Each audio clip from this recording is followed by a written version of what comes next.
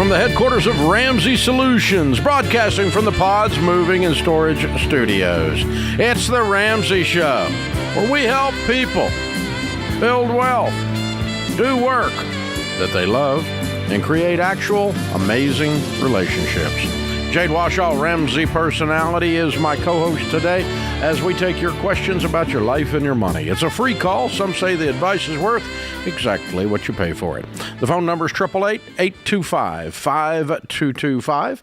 That's 888-825-5225. Chris starts this hour in Phoenix. Hi, Chris. How are you? I'm good. Thank you for taking my call. Pleasure to speak with both of you, and I hope the advice is better than free, which I'm sure it will be. So thank you. We'll see. We'll see when we're done. So we are a new Ramseyite, or I'm not sure if there's a correct term. We're new to the Ramsey plan. Started in January. We've paid off $27,415.58. The problem is that we keep having. I've had some medical issues. She just got out of the hospital for 2 weeks. Just last week, we just found out my son needs like $3,000 for a car payment or a car repair. And we just feel like we're going one step forward and two step back, and we can't just get traction. And my question is, my grandmother gave us a stock when she passed away, and it was worth about $100 a share. Now it's worth about $240. So it went from about $8,000 to $24,000. Should we sell that? Should we do something else? I just don't know what to do. I do think that you should liquidate that stock. Are you going back? When you say you're going backwards, are you like going through your $1,000 emergency fund backwards, starting from scratch? Or is it just you're not making the type of headway on your snowball that you'd like to make? I would say both. Okay. All right. I agree with Jade. The thing is this: $24,000 cash and in an emergency fund will not make the emergency stop. Mm-hmm. Okay. There are two kinds of what happened with Sharon and I, and see if you can relate to this, Jade, if it worked with y'all too. The more we planned and the better we got at budgeting and the more we saved, the fewer emergencies we had. Yep. Because when you're not budgeting for, say, car repairs, like cars aren't going to break. Of course they're going to break. So you got to be budgeting for car repairs. If you're budgeting for car repairs, a car repair comes up, you just fix the car. It's not an emergency. If you have a chronic medical situation, an ongoing medical situation, that becomes a budget item. That's something you're just setting money aside every month for, and it's not an emergency. And so the more money you have and the better planning you are, the bigger a thing it takes for it to be an emergency. You're still in the early stages where every little thing has added drama. Now, hospital stays aren't little things, but car repair with your son, tell me about that one. So he just... it was not a very expensive car that we got for him. He's a junior. And junior in what? So just high school, I'm sorry. Okay, that's probably helped. It's okay. And so there was just some issue. There were some engine issues and others just because we got a cheap older car. And so the repairs are not, the car's worth more than the repairs. Right. So that's good. But it just happened. We just found out Friday. And again, my wife got out of the hospital. It was a bad week last week. Let's put it that way. Now, okay, so there's two things that help you with this emotionally. One is, if you look at these things and you go, okay, your wife being in the hospital, is this a chronic illness? What's wrong with her?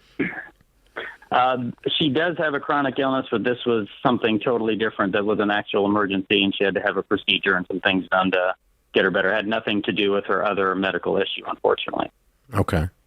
And so, that event is a one-off. Mm-hmm. Yeah. Correct. The chances of that happening again in the next 3 years are very close to zero. I would agree. Okay. And so, you're not going to have 10 of those, but you will have 10 of the car breaking down. Yeah. Okay. Those are predictable things that go on. I mean, my dog got sick and had to go to the vet. If you have a dog, you need a line item. It's going to be sick. Yep. It's the vets, and if you have children, pediatrician bills are not an emergency. They're an expected thing. Mm-hmm. They're going to get the flu. They're going to bust their head and have to have staples. Just count on it. Hey, are you using an every dollar budget? I do have the Every Dollar app. We did start with that. Okay. So I When? did not When? factor in January when we started. But you hadn't factored in these other life things yet. I didn't say I was doing it well, Dave. I wasn't making fun of you. You're at a very No, you're not. I know you're listen, not. if you need to be smacked around, I'll do it. You know I'm good at that. You're actually doing good for the stage that you're in. You've been doing this for only about 6 or 7 months, and you're at the stage where you discover that I can plan away some emergencies. Therefore, they're not really emergencies. In my Every Dollar budget, other emergencies are going to be an anomaly, and they're always going to happen, and that's what the emergency fund is for. And when you do that Every Dollar budget, let's say you did your budget for August, right? And we're going into September, it will use August, the previous month's budget as a template for the coming month's budget. And you need to use that to learn from. You need to look at those things and go, okay, you know what? There was a medical thing on there and maybe that was a one-off, but maybe that's an indicator that I need to keep that on my line item. We had a car, learn from what your previous month line items were, because that's telling you about what your life situation is. Don't just take them off there and assume they're one-offs. Learn from that and go, okay, you know what? Let me go back because a couple of months ago we had something like that too. So that's an opportunity for you to learn. The longer you do it, the more accurate it becomes. Sounds silly, but when we first started our budget, our kids were little, and a field trip Yes. that we didn't know about and surprised us, an activity fee at school that we didn't know, became an emergency.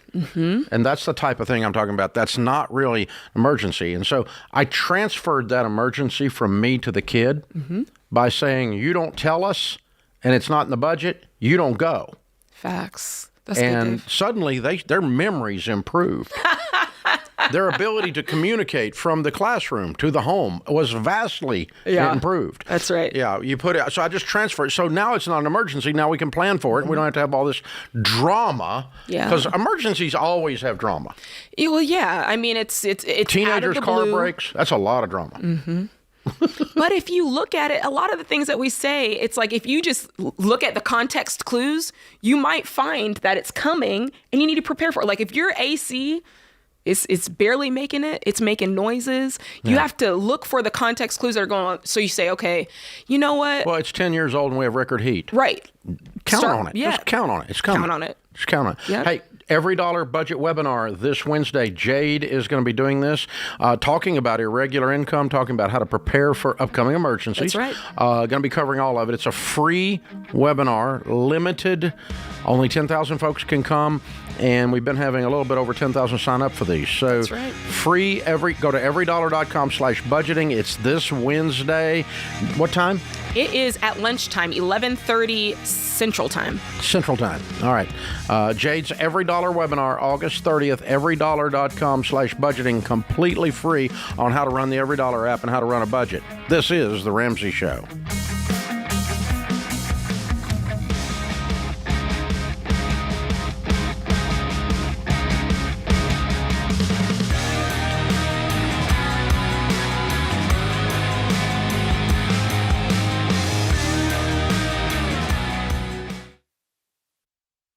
It's a competitive home buying market, but there's a way you can get an edge. Churchill Mortgage works with you to understand your budget and your goals. And the Churchill Mortgage Home Buyer Edge offers you fast pre-approval and a secured interest rate. Plus, Churchill has bumped up their seller guarantee to $10,000, giving your offer the best chance of being accepted and helping you win in today's market. Go to churchillmortgage.com today to learn more.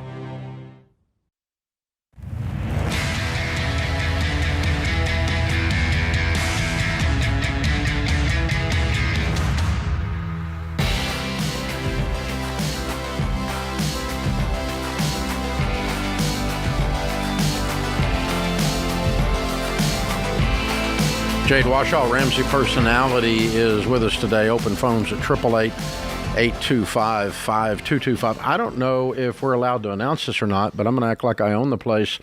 George Camel is not here today because George has a new little girl. That's right, Dave.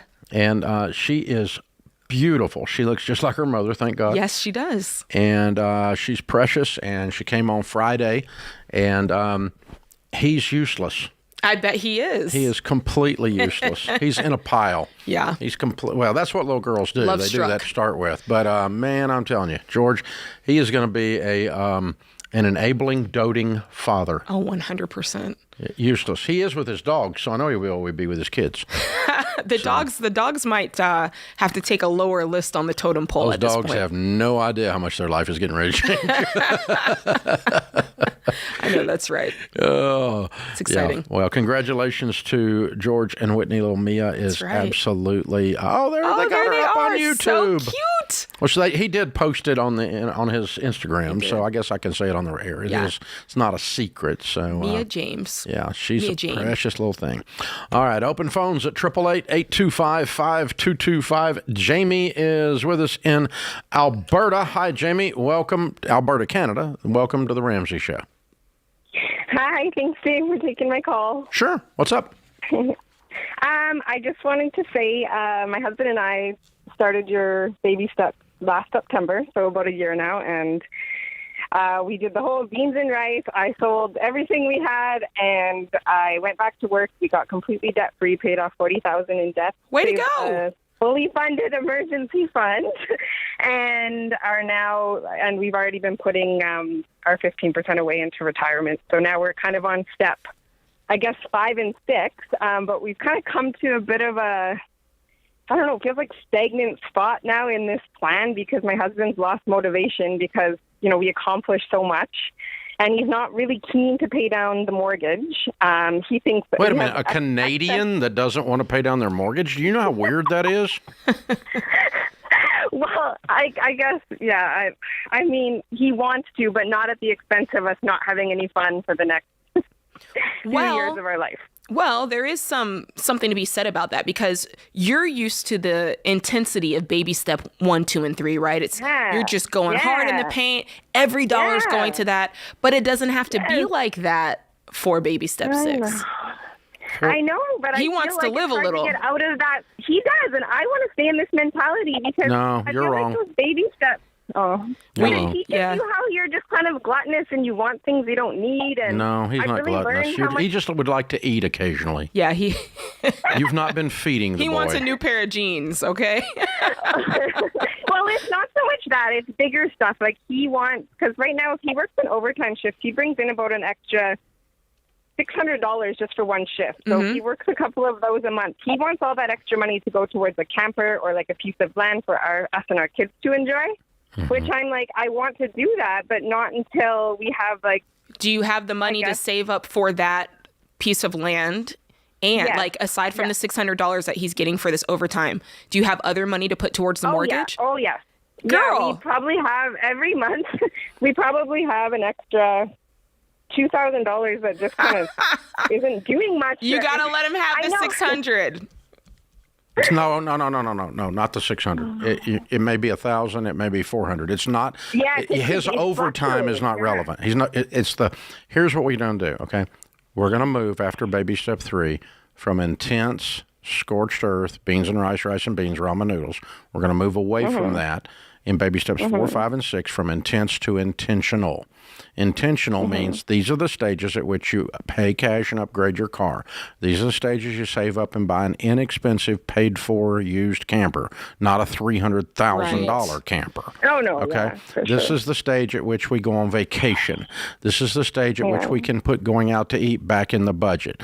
This is the stage if we need to replace the 20-year-old mattress, we pay cash for it and replace the mattress. Yeah. This is intentional, not intense. And some of those things are going to slow down if you had what you could have put towards the house, but you're going to do some of those things because it's a longer slog to pay off the house.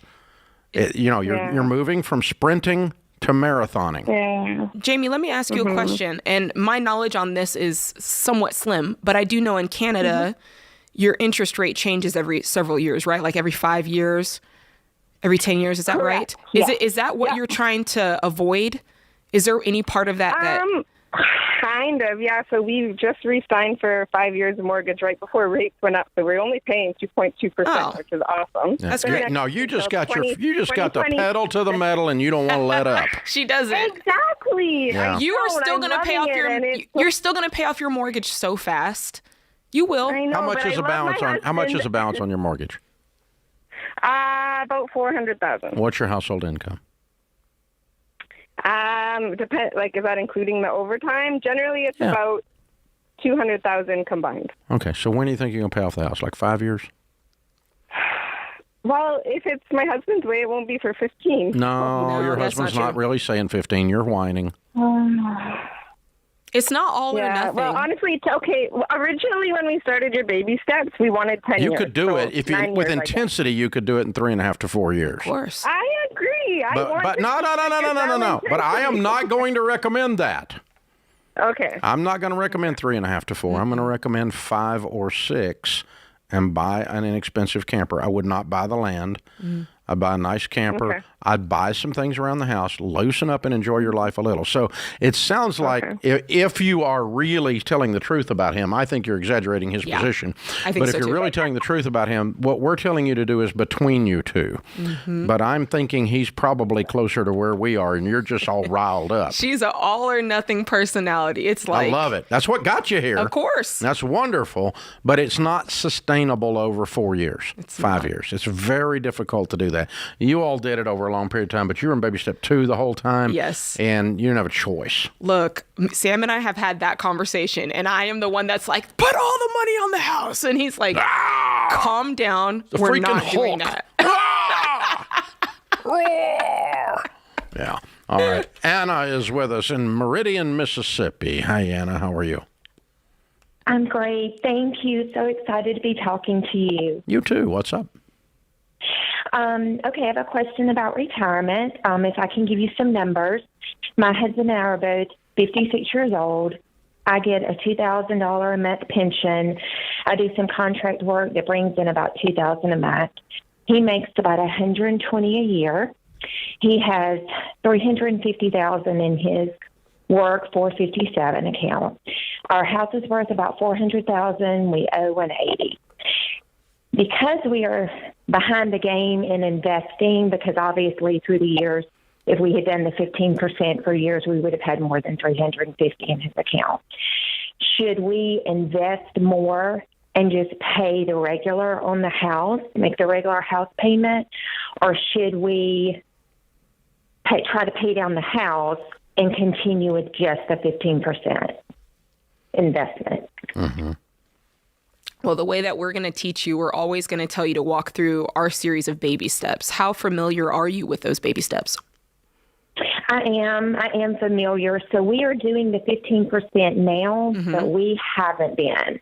Yeah, so I didn't know if we needed to Are you make going up to for keep lost doing time. it going forward, at least 15%? Absolutely. As long as you keep doing the 15% going forward, any money above that you have left, you would throw out your mortgage. Because you want to get that mortgage paid off. You owe $180,000 on it. He's making $120,000 a year. It sounds like you're also getting another piece of income, $2,000 a month.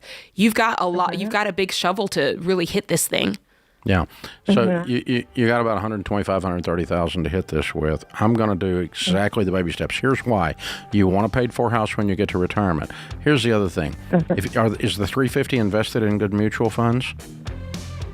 I'm not sure. I just know it's his work retirement account and it's a $450. Make sure it's invested in good mutual funds the way we teach and making a good return. If it's making 10%, it'll double every 7 years.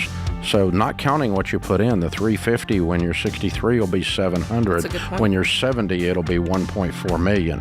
You're going to be okay. Mm-hmm. You're going to be okay. If you keep on track, you're going to be just fine. This is The Ramsey Show.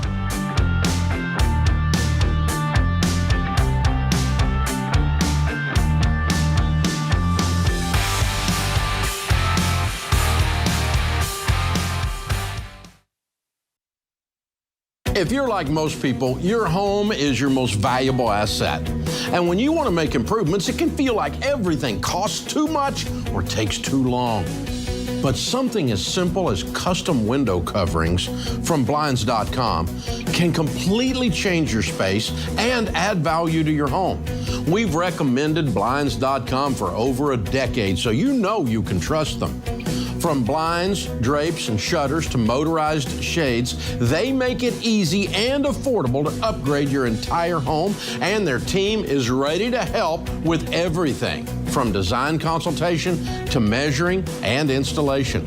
Plus, there are never any misleading quotes or hidden fees. Everything's backed by their 100% satisfaction guarantee, and shipping is always free.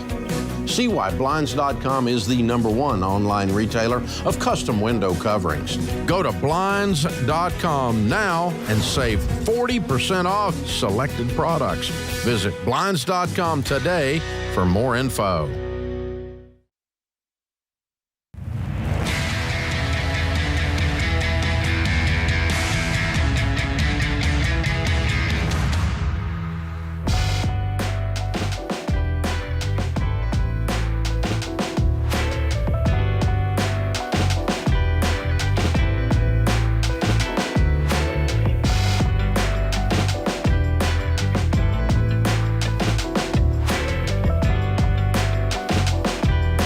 Jade Washaw, Ramsey Personality, is my co-host today. I'm Dave Ramsey. This is the Ramsey Show. So, student loans are emerging from deep freeze and borrowers are confused. The Wall Street Journal says, I will add to that, they're angry.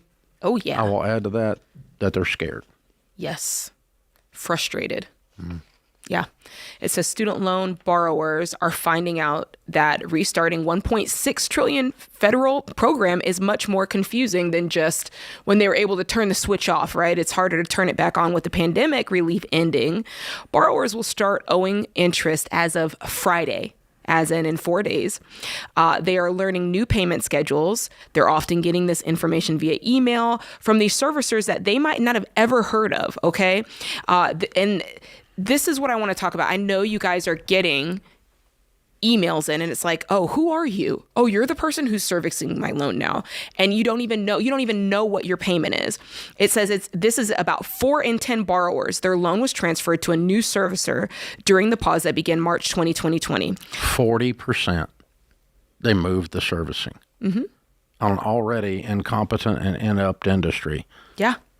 This is going to be a freaking barrel of fish hooks. Yeah. You could have multiple new servicers. I mean, you got 40 million people, so 40% is 16 million. 16 million accounts have been moved and are all restarting interest Friday and payments in October. Only the government can create a mess like this. You have to work to screw up Christmas. Seriously. Look.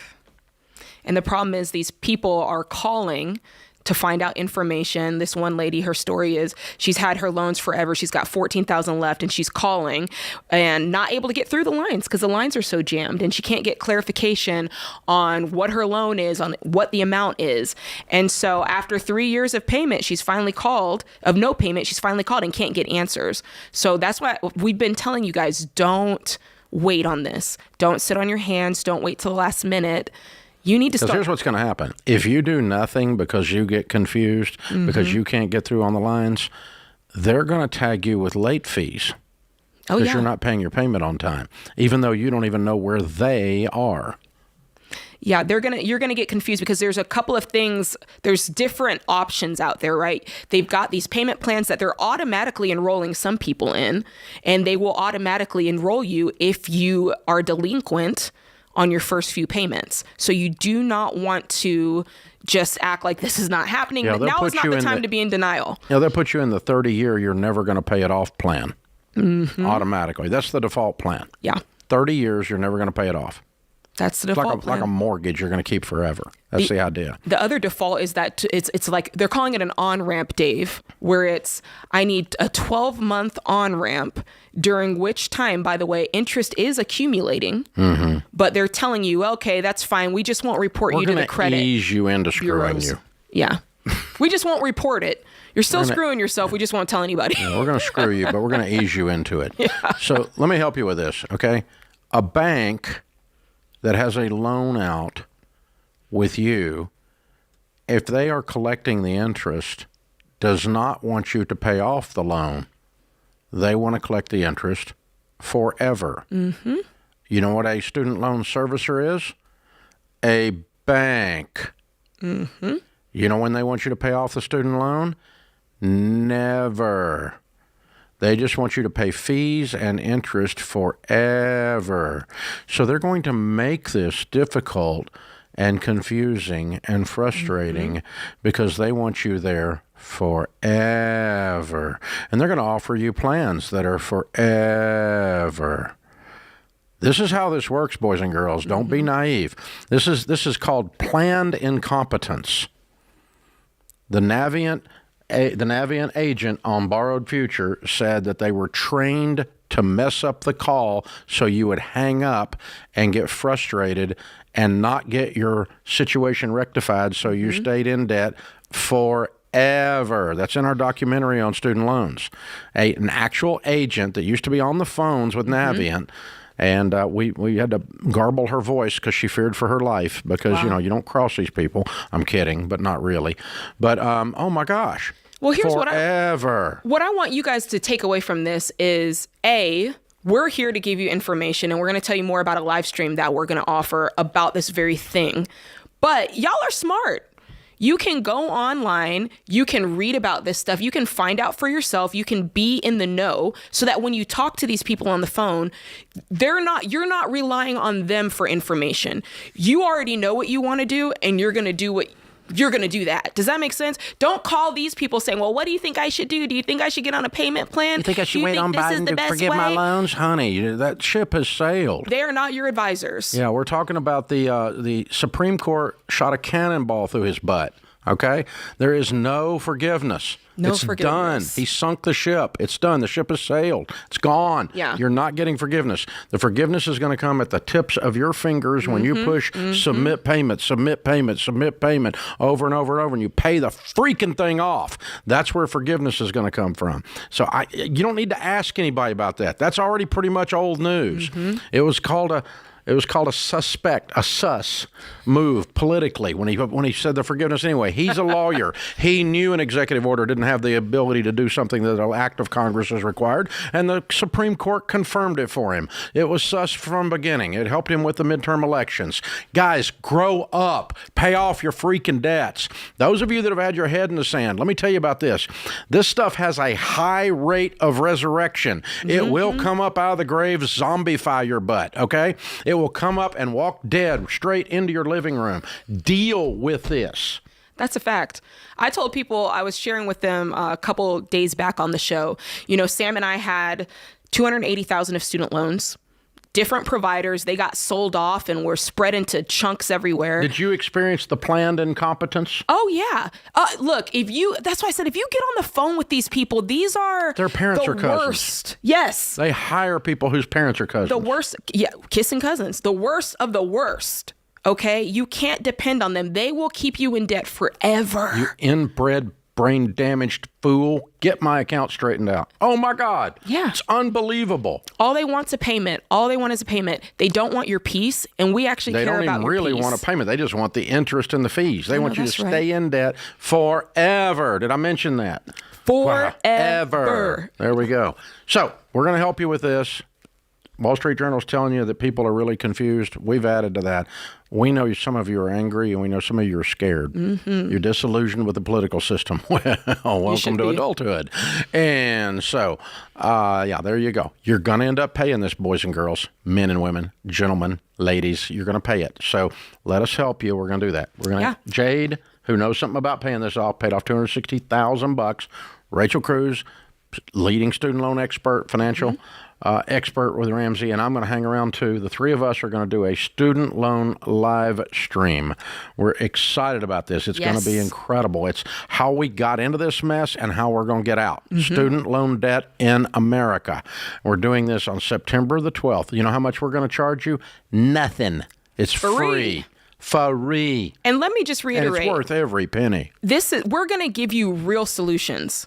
We're going to show you tactful, practical things. Ramsey Solutions. That's what we do. We're about solutions. Look at that. Look at that. We're going to help you guys. Yeah, seriously. We're going to show you how to get out. But, spoiler alert, no easy way. There's work involved. Yeah, this is not... Spoiler alert, you're going to pay a price to win. Spoiler alert, we don't have any hacks that make this easy.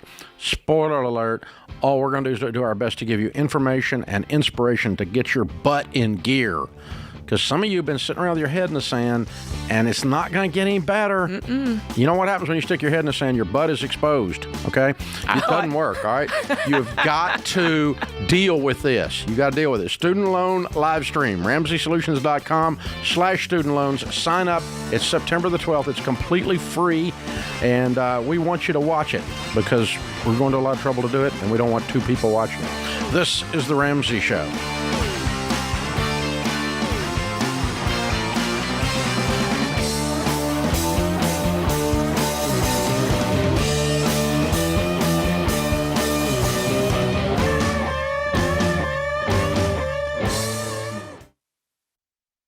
Hey, if you're in over your head with student loans and tired of getting calls from collection agencies, if private student loan debt is taking away your financial peace and you don't see any way out, you need Y Refi. They're not a debt settlement company, and they're not connected to a bank. Y Refi refinances defaulted private student loans that other places won't touch and gives you a custom loan built for you based on your ability to pay. So when you refinance your private student loan debt with Y Refi, you'll have a payment you can afford with a low fixed interest rate you couldn't get anywhere else to help you stick to your budget and work the debt snowball. And you can save thousands of dollars. To learn more about this custom refinancing option and a lump sum payoff option you could qualify for after 24 months, call 844-2-RAMSEY or go to yrefi.com/Ramsey.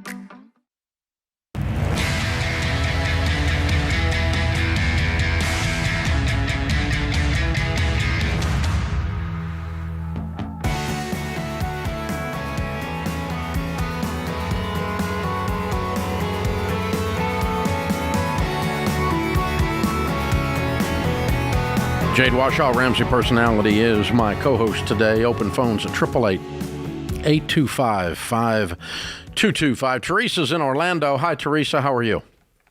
Hi, Dave. I'm great. Thank you. Long-time listener, first-time caller. Absolutely. I'm honored to have you. How can we help? Awesome. My husband and I, we are looking for a piece of land to build a home on. We're looking for like 2 to 5 acres, and we're just now getting started on this journey and this process. I don't even really know exactly where to begin. I have actually already started talking with Churchill Mortgage, and a broker's been working with me so far. I just want to know, what kind of wisdom you would share of buying land and building a house. We are debt-free, and we have $90,000 to put down. Mm-hmm. An aspect of this is my husband really wants to use his VA loan. Mm-hmm. He wants to use the VA process. Is he disabled? He's not disabled, but he is medically retired from the military. And he works full time, and I do too. We're both in public service sector. Yeah, if you're disabled according to the VA, then they will waive the VA fees. Otherwise, you don't want to use the VA. And I'm not positive if what you've just described is going to qualify. The VA is the most expensive loan out there. It's not a good loan unless you're disabled. Now, medically discharged may qualify him for the waiver of all those fees. If it does, then it's fine to use it. Okay, I think that it does, and so that's Churchill can tell you based on Churchill can tell you based on the application you put in and based on the type of medical payments you're receiving from the military. But you have to be disabled according to the military. And it sounds like he is. It sounds like that's what you're describing. But But if you're just a non-disabled veteran, do not use the VA because it is more expensive. Okay. Which is weird because it's supposed to be a veteran's benefit, and then it's more expensive. So that's dumb, but that doesn't matter. It's the government, so. Right. Okay. So it really comes down to those fees. Another question that I had for you was, so we have $90,000 to put down towards this journey. should we? So I have a 401k, and I contribute to the match that my company matches, and then my husband does deferred comp because he's with the sheriff's department. Should we pause those investments while we stack up cash? Since it's a land and building loan, they want like a lot more money down. You don't have to. It depends on how quickly you want to accomplish this goal. Right? Like if it's important to you to get into the house now and get this money stacked up as quickly as possible, you could pause it. The maximum I'd be putting into retirement is 15% of your income. Yeah. If you're putting in more than that, I would back it down at least to that. If you want to back it down a little bit more temporarily. But what are you thinking you're going to spend on the land and the build? Well, it's not easy in the area that we're in. It's not easy in any area. Yeah. So the land, it's looking like it's going to be about 200 to 250,000.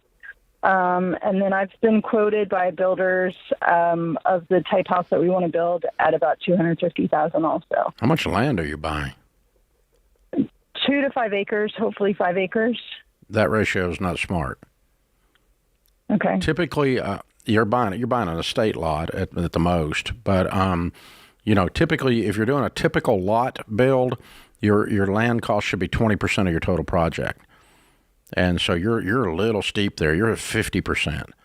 And you're not buying 100 acres. If you're buying 100 acres, the ratios change, okay? But, you may be underbuilding that area substantially.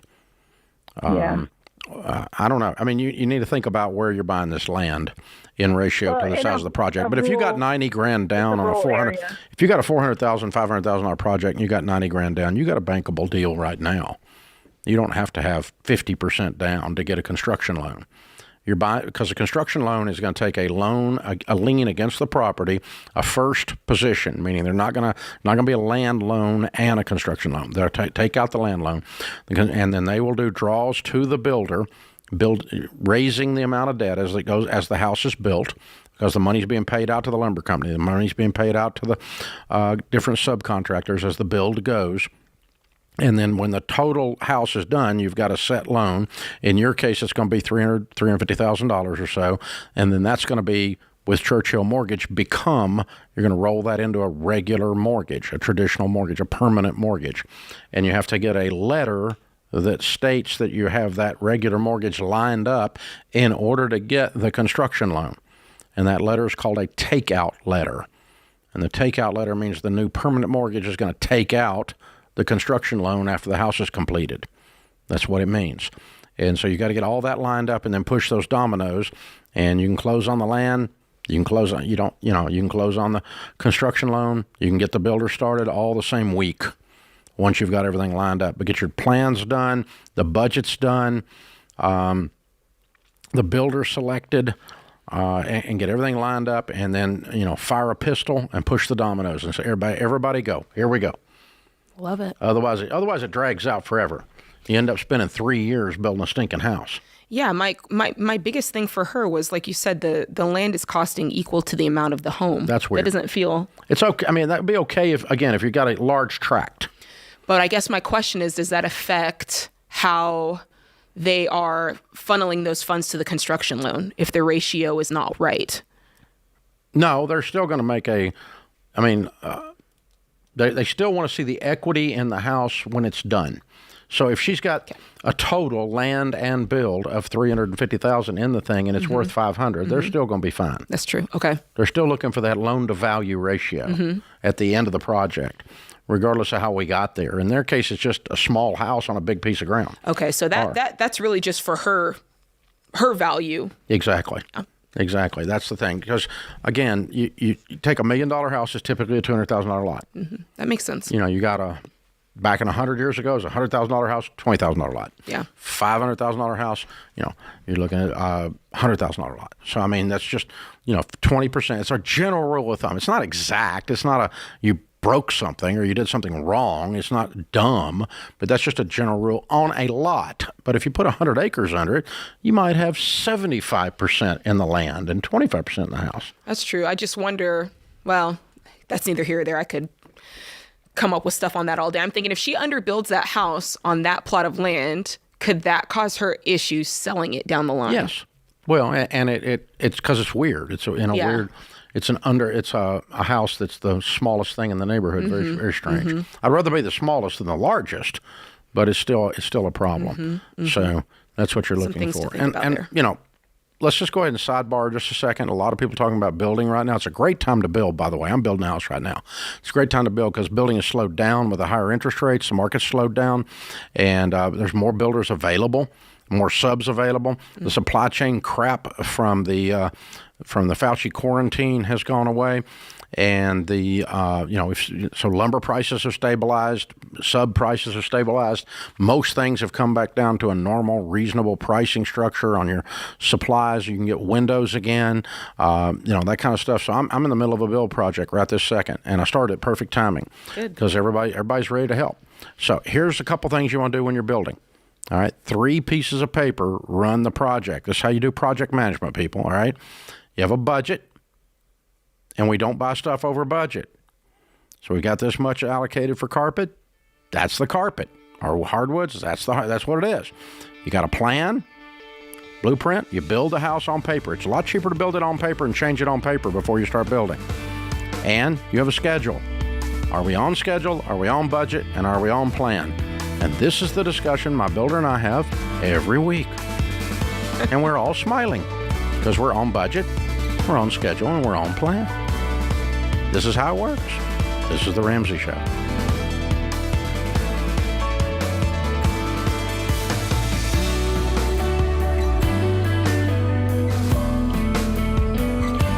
Hey, what's up, guys? It's Jade. If you love the show and want a deeper dive on your money journey, we have a weekly newsletter that gives you trending and helpful articles and tips on following the Ramsey way. Just go to RamseySolutions.com today to sign up for our newsletter. Again, that's RamseySolutions.com to sign up for our weekly newsletter.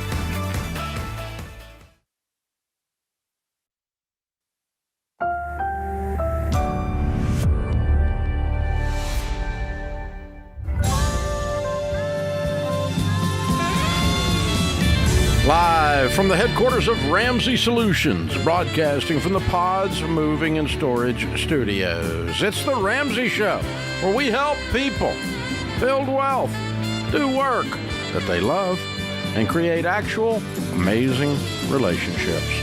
Jade Washaw, Ramsey Personality, is my co-host today. Open phones at 888-825-5225. Stuart is in Richmond, Virginia. Hi, Stuart. Welcome to the Ramsey Show. Hey, Dave. How are you? Better than I deserve. What's up? Great. So my wife and I have some extra money, and we're trying to figure out the best way to prioritize spending it.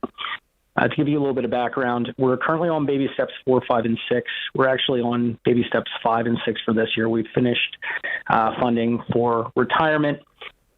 This money that we have was initially going to be earmarked for our kids' college because we just got to baby steps 4, 5, and 6 this year. So their funding is low. We've been trying to step that up monthly, and we're putting away a pretty decent amount each month. But how old are they? So I have 5 kids, and they range in age from the eldest being 13, the youngest being 2. Okay. We're currently putting away about $4,000 a month in their college savings. I had 2 wrinkles come up financially here this month, one of which was I got into a car accident. Car's probably totaled. Going to need to get a new car. At the same time, the company that I work for has offered me the opportunity to purchase some equity. I already have a decent amount. I work for a privately held company, so it's illiquid. But the money that I put in there previously has performed very, very well. So I wanted to purchase this if it made sense. It's about $45,000 that we're working with here, and really just trying to figure out the best way to allocate that spending. Your car had insurance on it, didn't it? It did, yeah. And So what's that car got worth? ticketed. Yeah, it wasn't all that much. Probably $8,000 or $9,000. Okay, so you're driving an $8,000 or $9,000 car. The totaling of the car is not the problem because you could just go buy an $8,000 or $9,000 car. Yeah, I can buy a new car. Correct. Okay, the same car about. I mean, that's what the insurance is for. The question is, do you want to move up in car? Mm-hmm. Yeah, or most buy likely. equity? Correct. And my thought process there is that we have, like I said, 5 kids. I was just driving a sedan. I'm most likely going to need to get something a little bit bigger, and softly used 4 or 5-year-old SUVs are still going for $25,000 or so in our area. No. So the question is, do you want to move up in car or buy equity in the thing? Because your other car was fine until you had a wreck. Right. Yeah. So most likely we'll move up in car. Okay. That's fine. What's your household income? So I make about $280. My wife she stays home with our kids, but she does some bookkeeping on the side and makes about $35. Well, if you pay cash for a car that's worth $25, you make $250. There's nothing wrong with that. Would you prioritize putting some of that into our kids' college fund? Because, like I said, we just started doing that this year, so it's pretty dramatic. I'd rather have a college fund than I would a minority interest in a privately held illiquid company. Yeah. Okay. For sure. All right. Well, yeah, that makes sense. The reason I was thinking that is because, I mean, I've got close to $200,000 in equity in the company, and it's like I said, it's performed pretty well. Yeah. What's your percentage of ownership? Very, very small. Yeah. So it's a big company. Yeah. You got absolutely no control of this situation. Correct. Bozos run that could do cocaine, run the thing into the sink, right? Yeah. No, that's a minority interest in a privately held company. Illiquid, you're screwed. Yeah. I'd rather put the extra money to the kids' college fund or paying off your own house. Yep. That's what I would do. Yeah. You got enough invested in this. Okay. Yeah, you got plenty invested. Are they going to take it public, or are you just going to sit here and ride it out for the ROI? I don't know the answer to that question. What's the exit strategy if you quit? I would be able to pull that out at the next equity event, which is either a recapitalization or a sale of the company. Yeah. Okay. Which is again at their whim. At their whim. So you're stuck with it. Okay. Yeah. This is what scares me about minority interest in small. It's not that small, but privately held situation where you basically have zero control over this. That's right. What scares me. And so, I think you got more than enough in there. I wouldn't put any more in it. I'd ride what you got, and let's pay cash for the kids' college, get you a car, and I'm throwing the rest in, towards the house, like Jade said.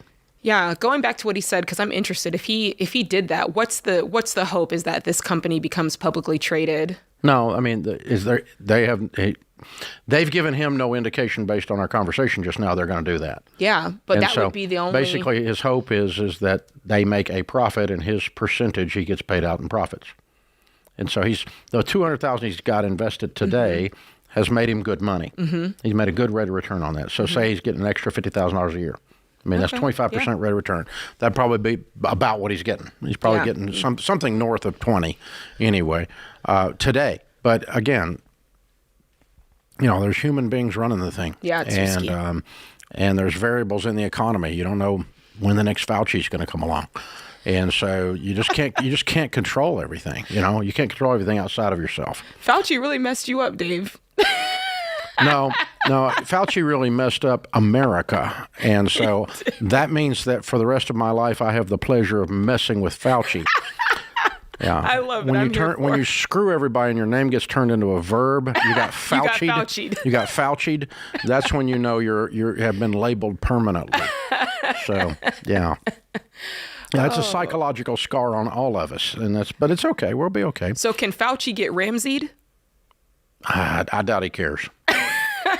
Probably not a big on his threat radar. It's probably not a big thing. So I think he's probably a lot more worried about Rand Paul. All right. Open phones at 888-825-5225. You guys jump in. We'll talk about your life and your money. It's what we're here for. And we'll try to help you. We're an expert on our opinion. That's right. And, hey, we've helped a lot of folk. And Some people agree with it, some don't. You don't have to do it. You're grown-ups. You get to do what you want to do. But we'll teach you what we know and what we've led tens of millions of people out of debt and millions of people into million-dollar net worths and more than anybody else. And so we got a pretty good track record, but there's a lot of reason to disagree with us. And I sometimes argue with myself. So I was doing that a while ago in a board meeting. We had our operating board meeting this morning, and I got in an argument with myself. It's ridiculous. As long as you do it in front of people. I do, but it's a little bit like I've got multiple personalities. Oh, wait, I do. I have Jade and Rachel and George. Hey! That's good. And Deloney and Coleman, and there you go. There you go. Lots of Ramsey personalities. This is The Ramsey Show.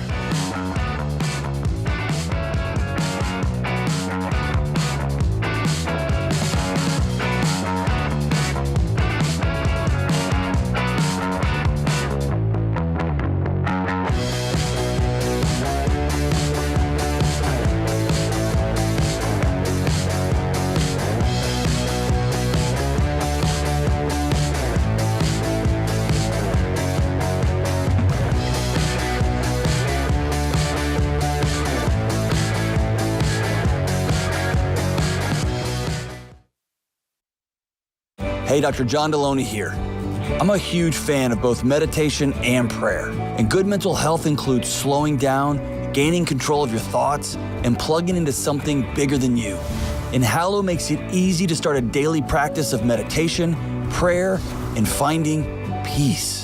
Hallow is the #1 Bible app in the world, and you can tailor content towards your faith tradition. From scripture readings and prayers to meditation and journaling, Hallow makes it easy to practice prayer, meditate, and build a deeper, more meaningful spiritual life and rediscover true peace. Go to hallow.com/Ramsey today to get 3 months of Hallow for free. That's hallow.com/Ramsey.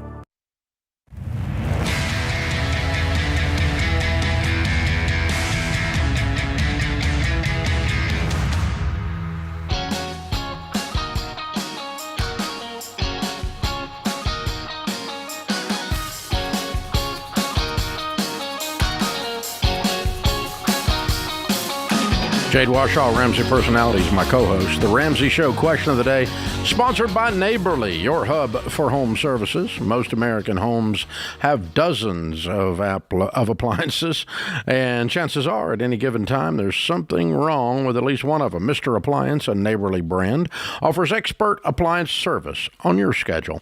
Visit neighborly.com to find out home service experts near you, including a Mr. Appliance in your area. Today's question comes from Cindy in Kansas. She says, we have about $185,000 of equity in our house.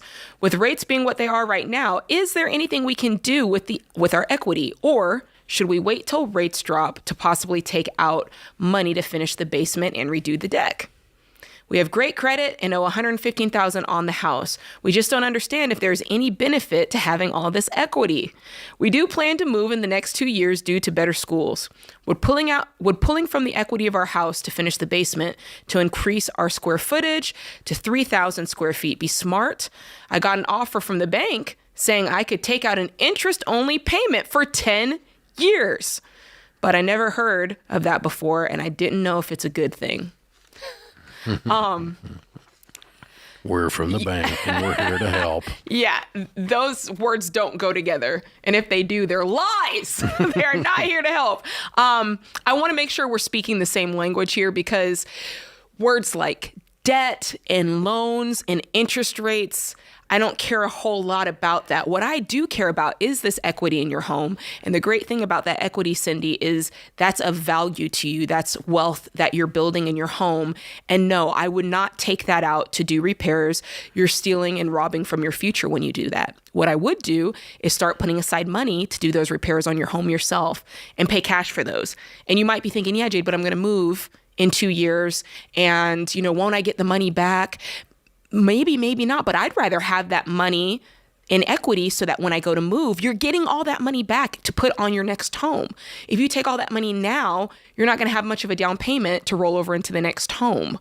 Does that make sense? So no, I would not pull out all of that equity. As a matter of fact, depending on what your situation is, if you don't have any debt, I'd actually double down and start paying more to pay off the home. Or like you said, you could put some of that money aside to save for the renovations. I would not deal with a bank on this. I would not go into debt for this.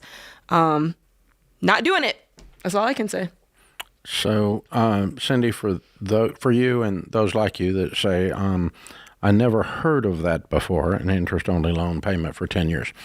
Well, interest-only means you paid only the interest, which means you paid nothing on the debt, which means this goes on forever and ever. Amen. Not only 10 years. Forever and ever. Amen. It just keeps going and going and going and going and going and going. There's no end to it. None whatsoever. It just goes on.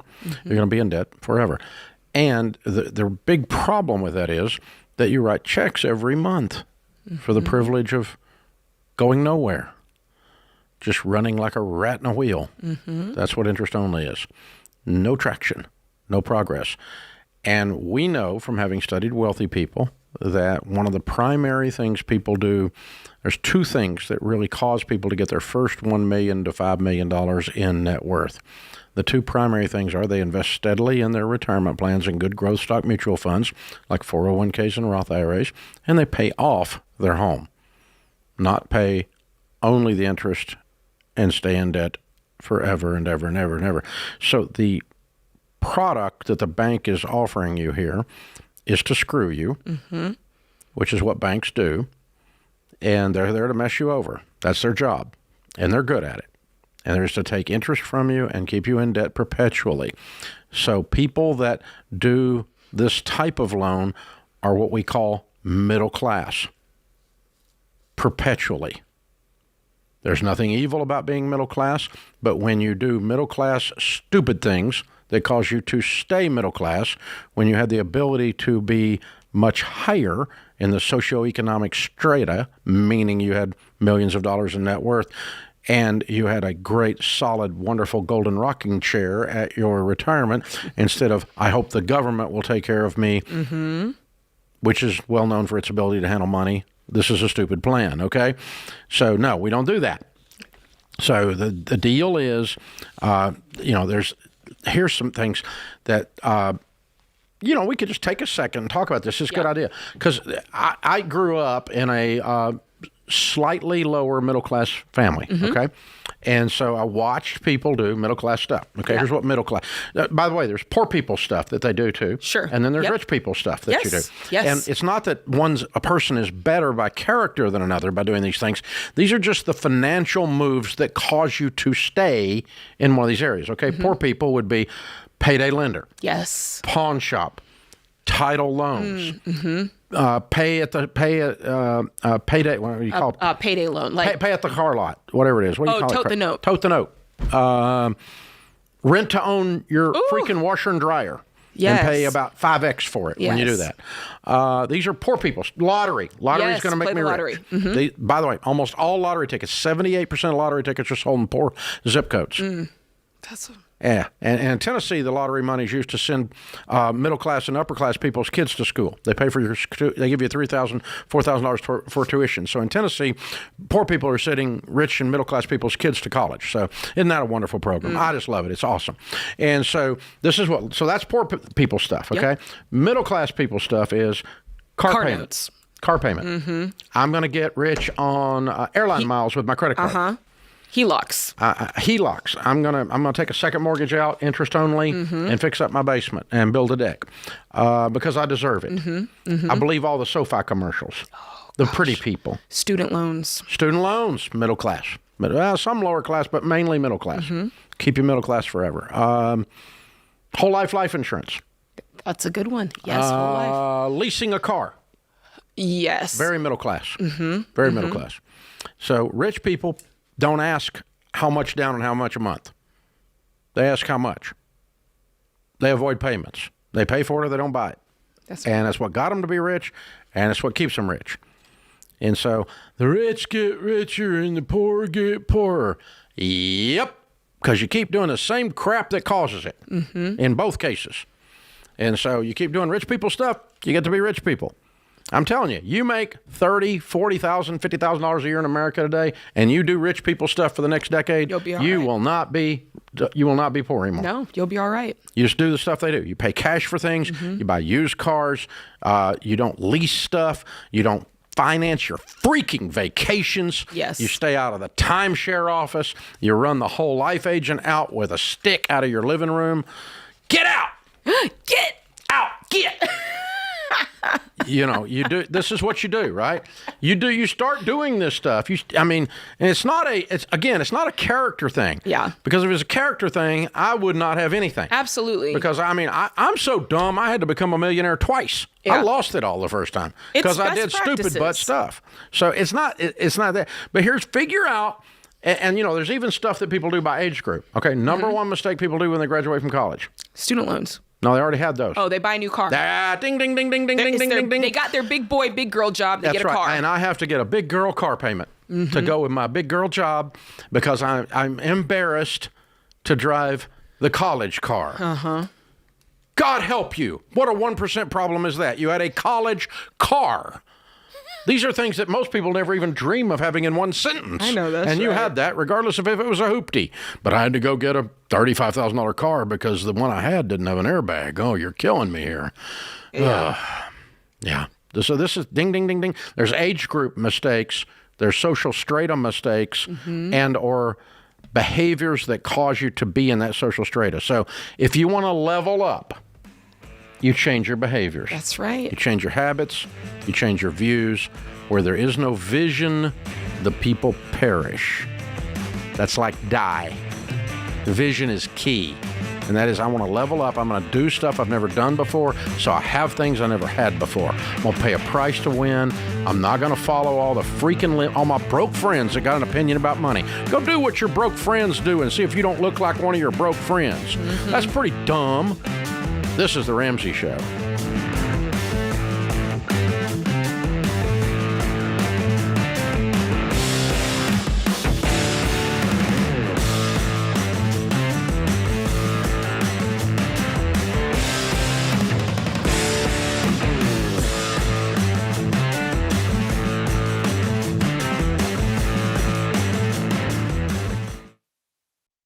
Well, you've all played the telephone game. The first person whispers a message to the second person, who whispers it to the third, and so on around the table until the original message has completely changed. Multiply that confusion by 100 if you run a business with different software systems that don't talk to each other. That's why there's NetSuite by Oracle. In the early days of Ramsey, we were using different systems for all of our business units. We needed one single source for accurate data. NetSuite was the software we used to optimize and take us to the next level.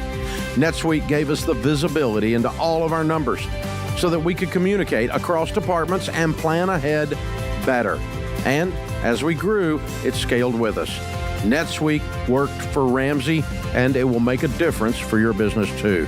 Join the more than 34,000 customers who trust NetSuite to help make them smarter and make better decisions and level up their operations. To learn more, get a free product tour at netsuite.com/Ramsey. That's netsuite.com/Ramsey.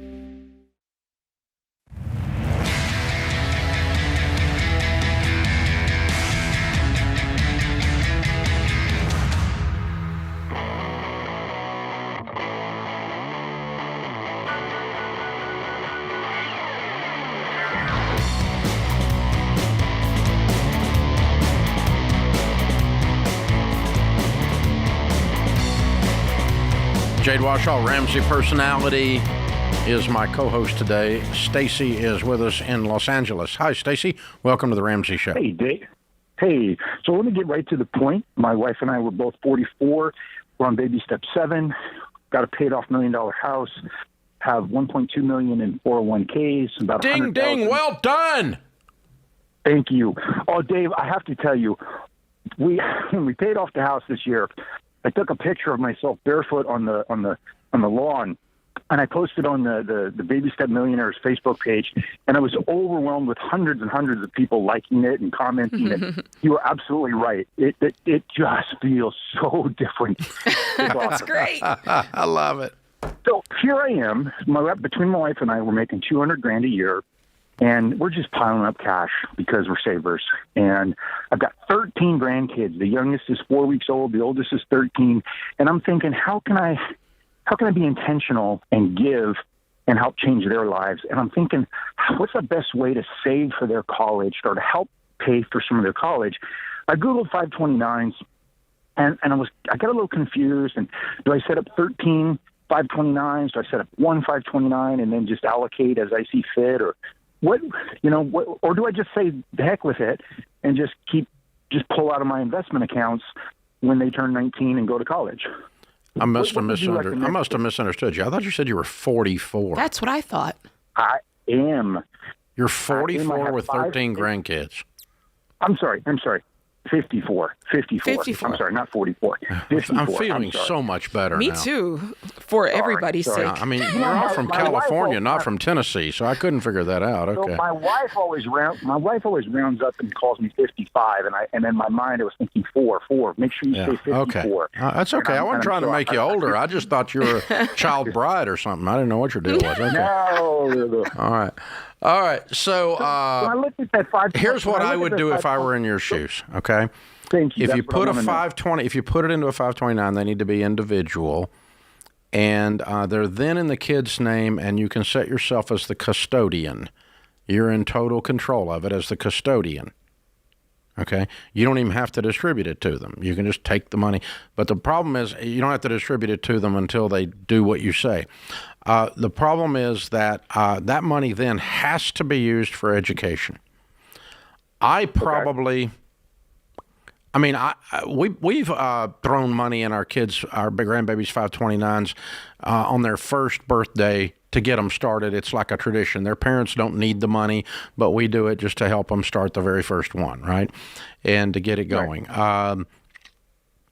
And I've only got 7. But anyway, you've got the money, so we don't know the path the kid is going to take. And when you're a grandparent, you have absolutely no control over the path the kid is going to take. And the money is now in the kid's name when you put it in a 529. Mm. So I'm probably going to be more of a control freak than that. Well, now that's my nature. And so my thought was to just do one big, separate fund. Yeah. And then be the grandma grandpa scholarship fund. And there you go. Go to school. And here's how you qualify. Okay. Here's the qualifications for the scholarship fund. Yeah, we're not doing drugs. We're walking with Jesus. We're not, we're not a porn star. Whatever it is, right? I mean, you're going to be living a clean life, right? And so, because otherwise you don't qualify for the grandma and grandpa scholarship fund, and that's gives them an incentive to stand tall and to be somebody. So would you still do the 529? No. I think I'd just have a big fund, and I'd go ahead and announce it to the parents and the grandparents, and I'd kind of start talking about it, like at Christmas. There's a grandpa scholarship fund, and, here's how you qualify.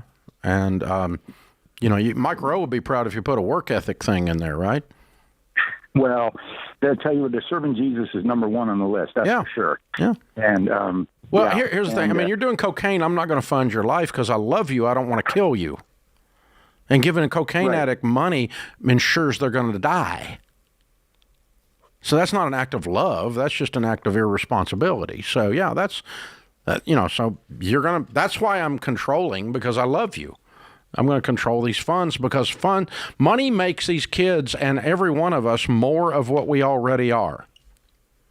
If you're a jerk and you get money, you're a colossal jerk. If you're misbehaving and you get money, you misbehave in style. Would you tell them how much is at stake? Thank you. That was my question. How old are they? So the youngest is 3 weeks and the oldest is 13. And so my goal is to work backwards with a goal of $25,000 per grandkid. And then just what do I need to invest monthly, yearly, so that... That's cool. Obviously the oldest, because I have 0 in the fund today. So obviously the oldest is going to take, the lion's share in 5 years. Mm-hmm. Yeah. But then I might pay tuition for 4 years to a state school. Maximum of X. I like that. Today that'd be $40,000, but yeah. Well, I mean, I'm not opposed to 40. I got time and resources to get there. Yeah, so. you do whatever you want to do, or I'll pay for the first 2 years of tuition, maximum of X. But yeah, I think you're right. But let's Let 'em know what's at because you got to stake. put a limit on it. Otherwise, we don't know what the stupid colleges are going to do. It could be $80,000 a year by the time one of them gets there or something, and I don't want to be on the hook for that. So, maximum of X, whatever X is, and I'll pay up to 4 years of tuition to a state school, maximum of X. And here's the 5 things you do to qualify for the Grandpa and Grandma Scholarship. I love this. I love this too. Good job, Grandpa. I love this. And here's the thing. Here's the thing about this. You're a control freak. No. I just told you what you could do. You get to choose. I know, that's right. That's good. You get to choose. I know I know how you're going to answer this next question, but I'm going to ask it anyway. So what happens when grandkid 1 gets $35,000 and then grandkid 2 gets 0 because of the poor life choices and they're and they go crying to their other siblings or they go crying to their parents. Tough turkey toenails. That's what we used to say. Tough turkey toenails. That's what we used to say because it's what Dave said. I think that's why you lay it out there ahead of time. It's not a surprise boundary. This is the qualifications for the scholarship fund. Mm-hmm. Okay. Like I had a friend who was Cherokee. He's half Cherokee, and he got his entire college paid for because he qualified for a Native American whatever. Right. Right. I don't qualify for that, so I don't get to whine about it because I'm not half Cherokee. Yeah. So shut your butt up. Call the wambulance. And so here's the deal. And your behavior, you do get to you get to choose. I was going to say, this is the difference. I don't get to choose my DNA. That's the but difference. I can choose my behaviors and my character. Those are choices. Integrity is a choice. Yeah. And they'll never be able to say they didn't know. Drug use and sexual promiscuity is a choice. These things are choices, and they affect your life long term. And old people like me and wonderful Stacy Grandpa there know these things. So we're more concerned, boys and girls, about your habit patterns and your life because they're a greater indicator of your success than your education. Yeah. Ding, ding, ding, ding, ding, ding, ding, ding. Do you know how to tell the truth? Do you know how to smile? Do you know how to shake a man or woman's hand, look them in the eye? Do you have a little bit of moxie? Can you swagger just a little bit, but not too much? I mean, can you work a whole day? Like a whole day. Can you get a callus on your hand? Do you know how to do that? These are the things that will cause you to become successful more than your degrees. I know people with more degrees than a thermometer that can't find their way out of a wet bag. So, I mean, that's the thing. So this is what Stacy's talking about. This is important stuff, y'all. Building character is more important. Meg Meeker will talk about this in Strong Fathers, Strong Daughters, one of the best parenting experts on the planet right now. And boy, is she catching some hell because she's telling the truth. Mm-hmm. Whew, man, talk to people about parenting in this crazy world. Yeah. Man, oh man. Well, guys, teach your kids character and then get them an education. That's what Stacy's lining up here. Yeah. I don't have a Grandpa and Grandma scholarship fund. I might want one now. I know. That's a good idea. I might like the control that would give me. You would like that. You would like that, Dave. The influence that would give me. This is the Ramsey Show.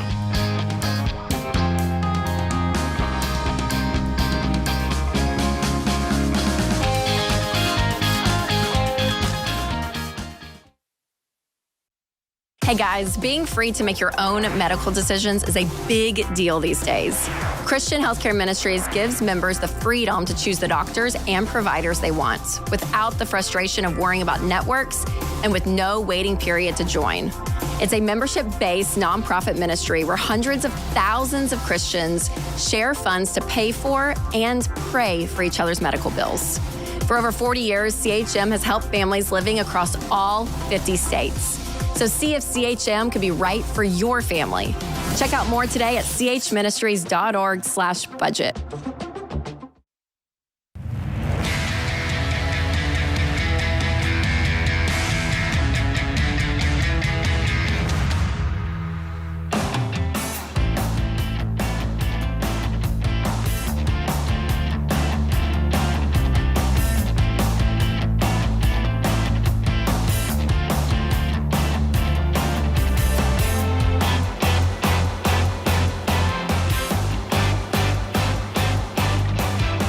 Jade Washaw, Ramsey Personality, is my co-host. Richie is with us in Phoenix, Arizona. Hi, Richie. How are you? Hey, Dave. How you doing? Better than I deserve. What's up? Hey, so real quick, I've got a mortgage. It is the only debt I have. It is about $260,000 left I owe on the house. I bought the house at an interest rate of 2.7%. I have $250,000 in the bank. So my question is, do I pay off the mortgage? Everyone's telling me that I could use that money and invest it and get a better return on it because I have such a low interest rate on the mortgage. Everyone is broke. Yeah, right. So you don't want to go with the they said and I heard financial planning firm. Okay. You follow broke people's advice, what would you expect to be other than broke? Yeah. So let me ask you this. Let's turn it around. Sometimes a good way to figure things out is to reverse engineer them and see how they feel. Mm-hmm. What's your home worth?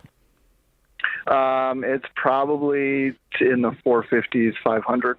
And what do you make a year? Me and my wife together bring home about $120,000 a year. And how old are you? 30.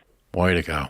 You've done very well, Richie. Congratulations. Oh, thanks, Dave. Appreciate it. Okay. Let's pretend you're living in a $450,000 paid-for house, and you have no money in your checking except just an emergency fund of 3 to 6 months of expenses set aside over in savings, okay?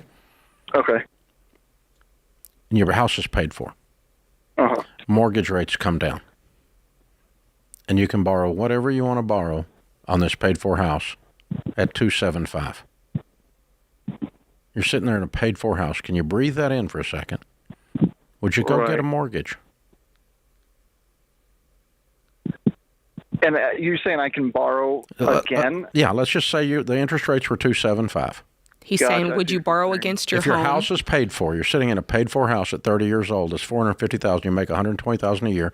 You got $30,000 in your checking account. Would you go borrow $250,000, $300,000 on this house, on this paid-for house, at $275? Right. No, probably not. What's the difference? Yeah, exactly. Okay. The difference is this. Let me help you. When you ask the question in reverse, what we're doing here is we're activating your heart. Because once you kind of got your head around what I was saying, for just a second, even though it was a hypothetical situation, we discussed taking a paid-for house and putting it in debt. For just a second, your stomach jumped into your throat and your heart started beating faster. Yeah, exactly. Okay? Because the way that question asks is it activates the risk, because your heart and your stomach measure risk. Your brain does math. And that's a metaphor of sorts, but my point is what your friends are not recognizing is risk. Mm. And we've done detailed research, and 100% of the foreclosures occur on a home with a mortgage. Right. So there's always risk, even if it's $275, even if you have a steady job making a great income, there's always a level of risk. Now, in your case, it's not a horrendous level of risk. That's why it kind of becomes a theoretical discussion, like I wonder if I should really do that. I wonder if my broke friends are right, because you're not feeling the risk. But let me tell you, if that thing was up to your eyeballs and you could barely breathe, you would feel the risk. Mm-hmm. Yeah. Because mortgages, all debt equals risk. More debt equals more risk. Less debt equals less risk. And that is not calculated in the math that your broke friends are using. And that's what our reverse scenario does for you. It makes your body feel the risk, because you really do feel it. Well, yeah, you're weighing both sides of the equation accurately. Before, it was easy to just say, oh, you don't need to pay off your house, without even taking a moment to think what that would feel like and weigh that side of it. And then when you do that, it puts it into perspective, which is... Now, Dr. John Deloney talks about, and I've never heard anybody talk about it quite like he has, but the research that's there, the way our body carries stress. Mm-hmm. We physiologically store up trauma, store up stress. And so when someone says, this debt is weighing me down, that's an actual true statement. Yeah, it your is body as knows. if you are carrying a backpack full of bricks. Yeah. Your body keeps the score, is what he says. That's what he says. And he's quoting a famous famous piece of research. But we store trauma, we store risk, we store pain physically in our bodies. And when you don't have that, there's a release. 100%. And that's what God's meant when he said the borrower is slave to the lender. Yeah. Slaves don't have choices. You know, it changes things. And you can't fool your body into thinking it's not there. Your body does know. Yeah. We were talking about this with the student loans. You know, people are saying, but I can get a lower payment and kick the can down the road, as if your body doesn't feel it. As if you don't really know somewhere deep down in your knower. Yeah. That this is stupid. Yes. And that it's still there. Yeah. It didn't go away. We just swept it under the rug, and all we got's a lumpy rug. Yep. That's it. Lumpy rug. Harry is with us in Michigan. Hi, Harry. Welcome to the Ramsey Show. Hi, Dave. Thanks for taking the call. Sure. What's up? My question is, this is like a general education call. I don't have a home yet, but I've been looking at different kinds of insurance just to read about insurance. And one of them is home warranty insurance. I guess it's supposed to pay for any major home repairs. Right. It's extended warranty on your home. Yeah. Yeah. Okay. Like it or not like it? Don't like it. If somebody gives it to you free, I'll take it. But I don't buy warranties. Here's why. Extended warranties on anything, cars especially, but appliances and electronics and homes. Here's the general numbers on them, okay? 12% of what you pay, so out of $1,000, $120, covers the actual probability, the statistical probability of the occurrences on average. Take 1,000 people to take out this home warranty. On average, across 1,000 people, $120 per person is what's going to be spent on the things that it covers. So the actual coverage is about $120. So that leaves another $880 that goes to profit, to marketing, and to commissions. So the reason the car dealers are so big on selling you a $3,000, $4,000 extended warranty on your $20,000 car is it's 88% profit in marketing and commissions. It's only 12% of the actual warranty coverage is that. Same thing's true on your home. What you pay for it on average versus what it covers is about $120 per thousand. That's something. It's almost like they knew they were going to make a profit, and that's why they offered it. Best Buy. Okay, Best Buy actually has great buys on flat screen televisions. Mm-hmm. They don't make hardly any money on their flat screen televisions. Not a lot of margin. I bet I know why. Two things. What do you think? I think they know they're going to recoup it on the warranties if they push the warranties hard enough. And 90 days, same as cash. Turns it into finance. Turns it into credit card debt. That's good. They make all their money on the financing and on the warranties. The TVs are just there to get you in the trap. Wow. Step up on the noose. I promise I won't pull the rope and hang your butt upside down. You'll be having blood rush to your head, wondering what happened. You just stepped in the noose. That's graphic, Dave. Sorry. That's what it is. That's what it is. You'll be hanging upside down, waiting on whatever death is coming to you. But there it is. I could cause all kinds of problems. Things running through my mind I don't need to say. But yeah. Anyway. Yeah, that's Best Buy. You can't buy a freaking number 2 pencil in Best Buy, but what they don't offer to finance it for you and put an extended warranty on it. You can't get out of the cash register. The cash register people can barely make change, but they know how to fill out the warranty stuff. Those warranties are everywhere. I bought a coffee maker on Amazon and it asked me, did I want a warranty? I bought a T-shirt on Amazon for $8 and they asked me if I wanted to take it on 3 payments. Wow. You can't make that crap up. Wow. If you can't afford your T-shirt, you might be a redneck. I'm just saying. Oh, my God. 3 payments, 3 easy payments on a T-shirt. And it wasn't even that funny a saying. After that, I was just totally disillusioned.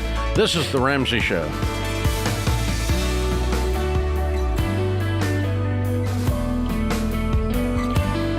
Dave here. You can find all of our shows with the Ramsey Network app on your smartphone. It's the only place to listen to the entire back catalog of episodes.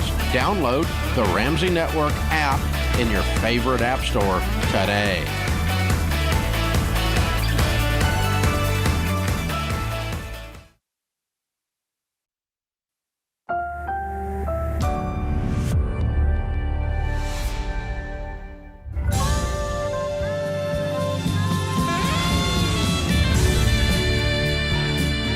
Live from the headquarters of Ramsey Solutions, broadcasting from the Pods Moving and Storage Studios. It's the Ramsey Show, where we help people build wealth, do work that they love, and create actual amazing relationships. Jade Washaw, Ramsey Personality, is my co-host today. Open phones at 888-825-5225. Our thanks to the Pods Moving and Storage folks sponsoring the studio. If you're thinking about moving, you need to check these guys out. It is an inexpensive way to move, and you get total control. If you everything doesn't work out right, you can put your stuff in storage because they just bring the pod, dump it out front. You fill it up, they put it in storage. It works really good. So appreciate those guys hanging out with us. And if you need some help with your move, they're the people to talk to. Ricardo is with us. Ricardo is in Oklahoma City. Hey, Ricardo, welcome to the Ramsey Show. Good afternoon. Hey, what's up? Thank you for letting me be on your show. Sure. I had a question, just general question. I have my wife and I, well, more hers, has a student loan, and we've been paying off it, but since, COVID put a interest freeze on it, I've saved the money and I paid it to myself and have saved it. So now that they're about to kick on, I'm wondering if I should pay that lump sum to the student loan or to a car payment that I've been paying. Both of them are about at the same of what I owe, about $5,500. Is the student loan broken into any pieces, or it's just one loan for $5,500? It's just one loan for $5,500. How much is in the savings account? About $3,400. $100? Yes, $3,400. Okay. What's your household income? About $80,000. Okay. Is the car? The car is exactly $5,500 as well? No, it's a little bit lower. It's about $41,000. Pay the car first. And the student loan is $55,000. Keep $1,000 aside as your starter emergency fund, because you want that in case anything, you need a starter emergency fund. But then that would be called baby step 2, but baby step 1. But baby step 2 is paying off all of your debt in order from smallest to largest. It doesn't matter about interest rate or anything like that. So just keeping it simple and following the plan, I think, is going to help you. So keep $1,000 aside. You've got $2,400 to throw at the car. How much other money do you have saved? I'm sorry? How much other money do you have saved? In my 401k, No, other than 401k. Oh, then not much. Just like a few $100. Okay. All right. You guys 24? How old are you? 43. 43? Yes. And you make $80,000. How long have you been married? 9. No, let's see. We've been together 7 years. Okay. All right. Tell me how you feel about this statement. You make too much money to be this broke. Yeah. Is that correct? Yes. Yeah. I mean, you make $80,000 a year. You shouldn't have a $5,000 problem. No. Okay. So here's what's happening. Here's what's happening. All the money comes in at your house. All the money goes out. There's no plan. The fact that you save $4,400 in your world after 9 years of being together, 7 years of being married, that's the first step of discipline and organization you guys have ever had. Congratulations, you're on the right track. I want you to take that little seed right there and let's grow that into an oak tree. I want you to save $34,000 now. You make too much money to be this broke. Sloppy and disorganized and overspending. I know I used to do it. I'm not picking on you. Am I wrong? Right. No, you're not wrong. This needs to be, like Dave said, this needs to be an I've had it moment. Mm-hmm. When you've come this far, you've been married 7 years, you've got this debt, and you can't come up with $5,000, or all you've got to your name is $3,400. That's a lot of money going out the drain. Hey, 10 years from today, you'll be 52, right? Right. Okay, and so what you got to ask yourself is what kind of conversation the 52-year-old version of you is going to have with the 42-year-old version of you. Are you going to be pissed at him? You've been working your whole life, you got nothing?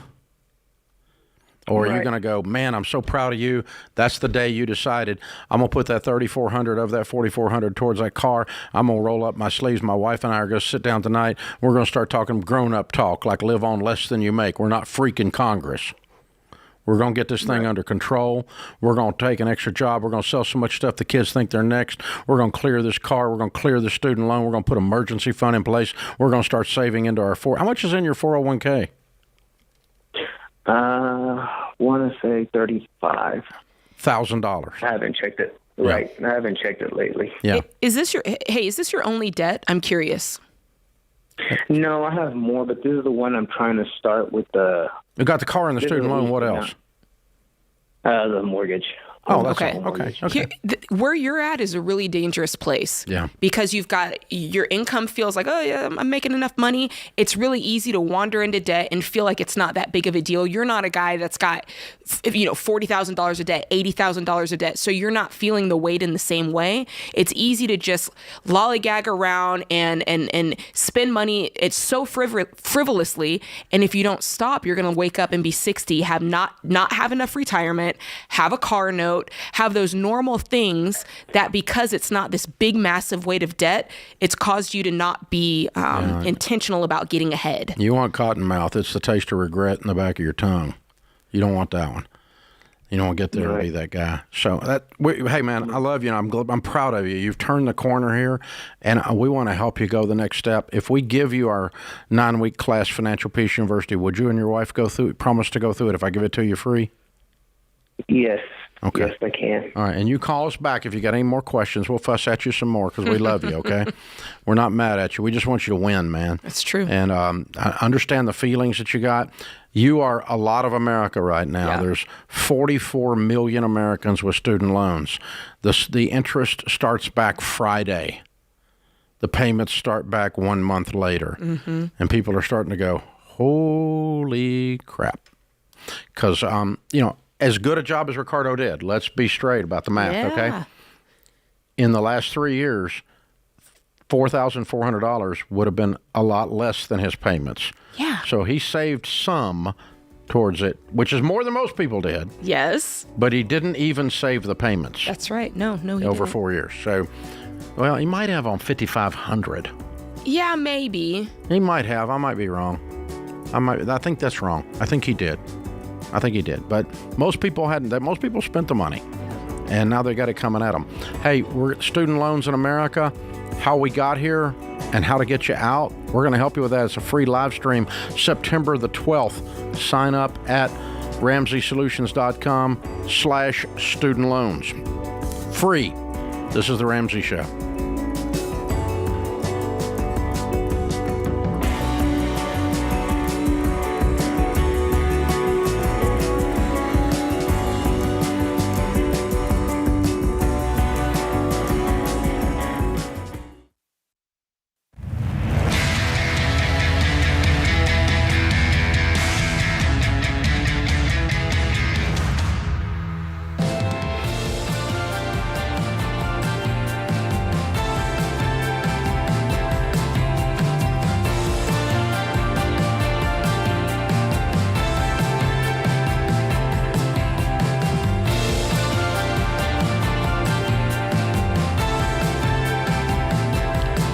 Jade Washaw, Ramsey Personality, is my co-host today. Thank you for joining us, America. Jennifer is with us in Raleigh, North Carolina. Hi, Jennifer. Welcome to the Ramsey Show. Hi. Thank you both for taking my call. Sure. What's up?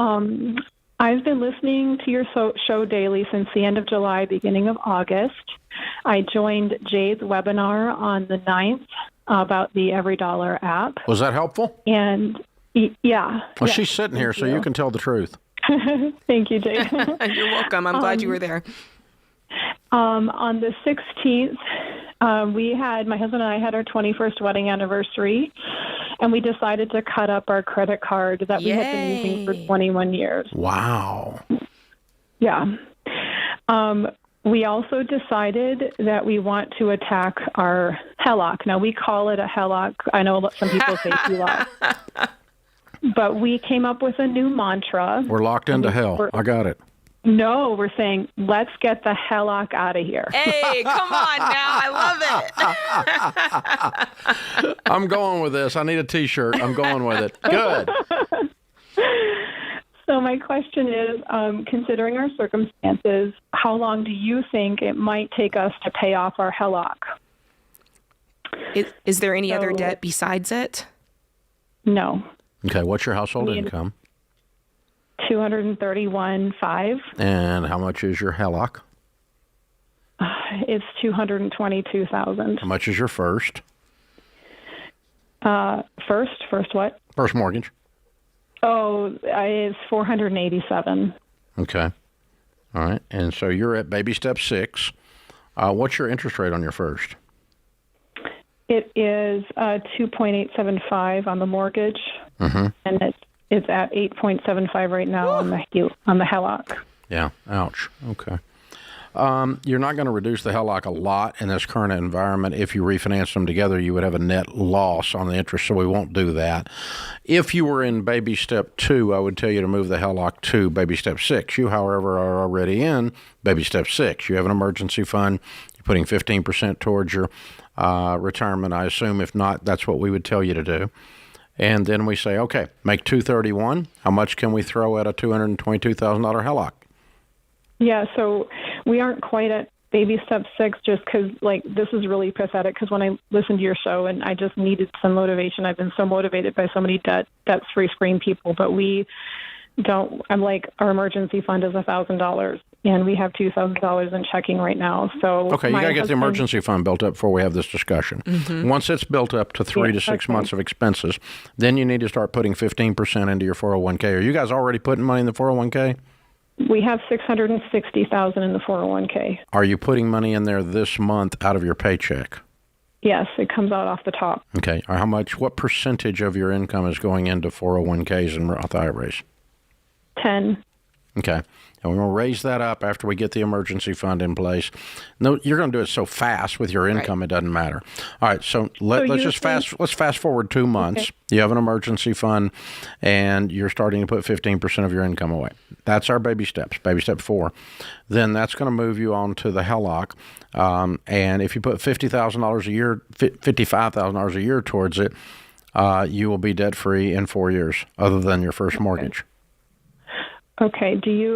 So you don't consider then the HELOC in step 2? Not unless it's less than half your annual income, and it's not. It's equal to your annual income. Did you have debt before this HELOC? Not really. We had a car, actually, but then we moved into this house in March of 2020, and that's when we took on this HELOC. So, what a day to move. I know, right? Yeah, it was actually such a blessing. Yeah, I bet. Let me ask you, is there any part of you, this is Jade talking, and Dave can correct me if I'm wrong. There's part of me that because it's debt secondary to my mortgage, there's part of me that would want to hit this with a stronger intensity than I would attack the first mortgage. Once I knocked out the HELOC, then I would slide back into more of an intentionality spot. What do you think, Dave? Well, I mean, I'm going to be focused on it, but I'm not going to change the baby steps to do it. I'm going to put 15% of your income towards the retirement, and I'm going to make sure you have an emergency fund. And then I still think you can put $55,000 a year and be done in 4 years. If you want to crank it up a little bit heavier than that and pay it off a little quicker than 4 years, that's fine. Or if you guys get some bonuses or an inheritance or anything, you throw it at that. If you sell anything, throw it at that. I definitely crank it up. Yeah, let's lean into it, but I'm not going to go all the way back to baby step 2 intensity. No, I don't think I'd be beans and rice, but I definitely wouldn't lollygag it. Like No, I would, no. it wouldn't be a walk in the park. 4 years is max in my mind. Yeah.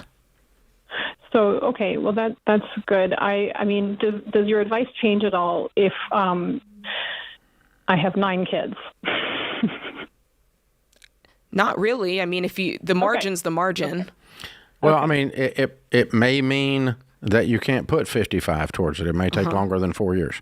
But I'm still going to have an emergency fund in place. I'm still going to put 15% aside, and I'm still going to scratch around in the budget and throw as much of it as I can towards this. The only other option is to refinance, and the problem is your first mortgage is so low, and it's bigger that the weighted average of the two interest rates is at a current interest rate of 7 or so. It's going to be much higher. So I would not refinance it. Unless you just had to keep from losing the house or something. You're not at that stage. But the faster you get rid of this thing hanging around your neck, as you've already come to realize, the faster you're going to have prosperity and peace in the family. And so, I'm going to lean into it as hard as I can. I don't know what your schedule is with the 9 kids and activities and what all you've got plugged in there and what all is built into that budget. But people with large families do the stuff we talk about all the time, but sometimes it just means it takes longer. And it may take you longer than 4 years. If you had 2 kids or no kids or something, you could do it in 4 years there's no question. $55,000 out of 231 a year is just doable, okay? I agree. Throw in 9 kids and 15% going to retirement, might be hard. Might get tight. Might be hard. You might have to take 5 years, but I really don't want you to drag this thing out. I'm with you, Jade, in that sense. I want to have some urgency, and you already had that urgency before you called us. Yeah, so all we're doing is agreeing with what you're already thinking in that sense. So good question. Johnny is in Cincinnati. Hey, Johnny, welcome to the Ramsey Show.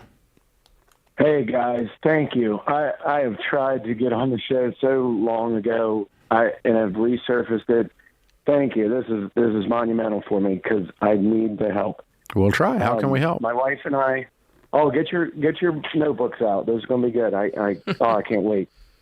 So my wife, we have been married 5 years. I'm 43 years old. She's 46.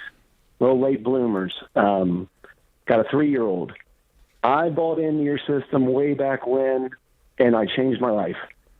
I didn't know I was going to get married, didn't know I was going to have a kid. It happened in my 40s. Everything's awesome, but my wife, it's hard getting her on the program. So here's what's happened. I had my ducks in a row before we got married. I'm living the snowball effect. I'm almost debt-free. I'm paying this house off. And y'all didn't talk about it before you got married. 401k. This is before we got married. You didn't talk about it, though, before you got married. Well, we kind of did. Yeah. Kind of means you didn't. I mean, I don't think we established all the boundaries and stuff, but we talked about it. She didn't understand what you were doing and how important it was to you. You didn't talk about it much. Kind of means you didn't. There you go. Man, that's good. That's very good. That's perceptive. That's exactly what's happened. So now we're 5 in. And she thinks you're crazy now. And getting her on the same page is a tough ballgame to play. How much debt have you guys gone back into? Okay. So we're trying to do the old school thing. Yeah, we're up against a break, and I apologize. So here's what I would tell you. You're trying to work on the details of the plan rather than the vision of the plan. You need to pan back the conversation. Say, honey, where do we want to be when we're 65? Where do we want to be when we're 55? What's the best way to get there? I think the plan I've been using is the best way to get there. We can talk about that, but we have to agree on our dream in high definition before we start working on the tactics. You went straight to tactics, and she thinks you lost your mind. That's how you fix this.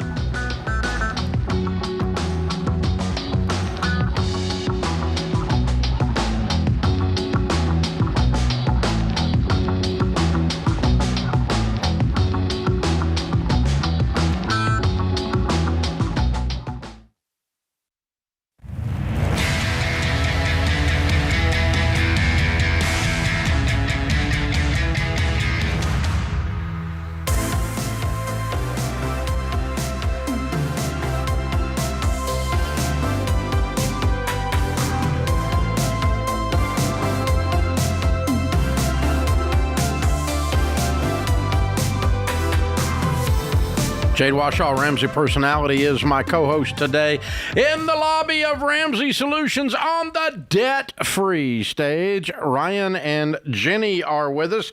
Hey, guys, how are you? Good. How are you? Better than I deserve. Where do y'all live? Radford, Virginia. Ah, welcome to Nashville. Good to have you. And how much debt have you paid off? $290K. All right. How long did this take? 6 years and about 10 months. Good for you. And what was your high income and your low income during that time? High income, probably about 170. Low income, about 55. Wow. What do y'all do for a living? I work with the public, so. You work with the public? Yes. Yeah, we all do. Like in PR? What do you mean? Like investment stuff. Cool. Okay. All right. And what do you do? I'm a program manager. Okay. Yep. Very cool. Good to have you guys. And so 290 over 6 years. I'm guessing you paid off your house. That's right. Yes. Yeah! Very cool. Looking at weird people. Love it. Congratulations. What's this house worth? When we bought it, probably about 205 and whatever the market is now, right? So. Well, what would you think it is now? Probably 320. Okay. Good for y'all. Way to go. How old are you two? I'm 31. I'm 32. Yeah, pay for a house in freaking Virginia. That's right. Yep. I mean, that's incredible. Way to go. Thank you. How's that feel?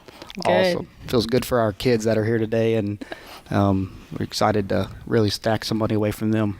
Good for your parents. They know you're not moving back to their basement. That's right. That's true. So, I mean, it's everybody's happy, right? That's right. Way to go, you guys. Thank you. Pretty Very incredible. 55 to 170. Nice income jump during that time. I'm guessing one of the careers must have kicked off during that doubled the income in some. Almost both, Yes. yeah. Yep. Yeah, okay. Wow. Good for y'all. Well done. Very well done. Hey, man, that's powerful. All right, tell us the story. What started this journey? I actually heard your name while I was working at a bank. My first job out of college. Didn't know who you were, never heard of you, so I was like, well, I'll look this guy up. Everybody was talking about you at the training. I guess that's not. Was it good or bad? That's probably bank training, and my name comes up. I think we know what that was. Yeah. It was God's actually the devil. Yeah, they were talking great about you, and I was like, well, I'll look into it. I have some student loans, and so does my soon-to-be wife, so we'll look into it. And I think you bought me the book for Christmas. Yep. I read it, and game was over. There it is. It's history. Just like that. And so, Jenny, you brought the book, so you kind of go along with it then, right? Oh, yeah. Oh yeah, it was really your idea. Yeah. It was Okay. my idea. Yeah. All right. That's Still- cool. So still you're went to- here. You're here because you paid off the house, but you mentioned you had student loans too. How much did you pay off? It's about $80K in student loans. Come Wow. on. Yeah. Good People for are you. doing it every day. Love it. Good for you guys. So, what do you tell people? You use the Total Money Makeover book, and what else? How else did you plug into us? We actually went to the bank every 2 weeks and got certain denominations of bills and put them in envelopes. And we used a lot of envelopes because those envelopes got wore out. We still maybe went to Target and walked around, but we didn't buy anything for a couple years. She still had to get her fix on that. Yep. But yeah, I mean, it's really just be intentional with it, as you always preach. And if you're intentional with it, it'll happen. It was hard along the way because you don't see a whole lot of progress every day. But when you pay one off, you really start seeing it grow. So That's something. People, and some of your friends make fun of you. They laughed at the envelopes for sure. So we upgraded to the wallet eventually, but we wore that thing out too. Yeah, very good. Yeah, and now you're kind of in a position like living in a $300 and something thousand house. It's paid for. Wow. That's right. And I'm 30 years old. How you like me now, right? That's right. Exactly. How you like my envelopes now? That's right. Yeah. I like it. So Well you've got done. this whole village of people over here next to you. Oh, hey, who's the posse? Yeah, so we have my family here. Her family wasn't able to make it, but they're listening in. But we have my brother, my sister-in-law, my grandmother, my grandfather, my mom and dad, and then our two kids. Well, they all got to be proud. Yeah. Very cool. Good for you guys. Well done. Well done. All right. So somebody's listening for the first time today. They've never heard of all this Ramsey stuff. You read the Total Money Makeover book, and that was it. Game on. You went through just the book, and you said, I'm going to do this. And here we are 6 years later. You're standing on this stage, paid off your house and everything. What is the key to getting out of debt in your all's minds? Consistency. Just stay consistent and be disciplined. just continue. You'll see the payoff eventually. It's kind of boring, isn't it? It is, but it's okay. Love that. Love it. What about you, Ryan? What do you think? Just like she said, you can't really see the end of the road, but you can always see what the headlights show you on the road. So, just stay with the journey, and eventually you'll end up where you need to go. It is a long journey, but eventually you get there. Well, you guys got there. That's great. Yeah. So what's how much is in your all's 401ks and Roth IRAs and stuff? We probably have about $250,000 in there, and starting to stack even more and more in some mutual funds and things. So you're about halfway to millionaire already, and you're only 31. That's right. Way to go, you guys. You'll be baby steps millionaires before we know it. Easy by 35. Easy the way you're going. Way to go, you guys. I'm very proud of y'all. I know your whole family is. They wouldn't have come to support you otherwise, unless they just wanted an excuse to come to Nashville and party. I don't know what it was. Could have been that. But yeah, but they're proud of you too. Congratulations, you guys. Very well done. And you brought the kiddos. Bring them up. What are their names and ages? So we have Luke, and he's 6 months. Oh, wow. Oh. And Tegan, and she's 2. Cute. Wow, beautiful. Beautiful family. Well done. Well, those kids don't even know how great of heroes their parents are. Completely changed your family tree. The math that goes from here is millions and millions. It's going to be amazing where y'all are going to be if you just stay the course and just be smart. I mean, just be wise, which the culture is so crazy. But you guys have the ability to end up with an amazing wealth that you built for these two, and way to go. Very, very proud of y'all.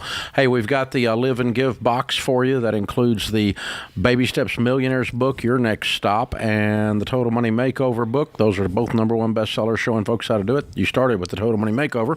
You'll be able to give that away to somebody and help them. And the Financial Peace University membership as well. If you haven't been through it, go through it. If you have, then give it to somebody. It's the Live and Give box. Proud of you guys. Well done. Well done. Ryan and Jenny, Tegan and Luke from Virginia. $290,000 paid off in 6 years and 10 months, making 55 to 170. 31 years old, debt-free, house and everything. They're weirdos. I love it. Count it down. Let's hear a debt-free scream. Ready? 3, 2, 1. We're debt-free! Yay!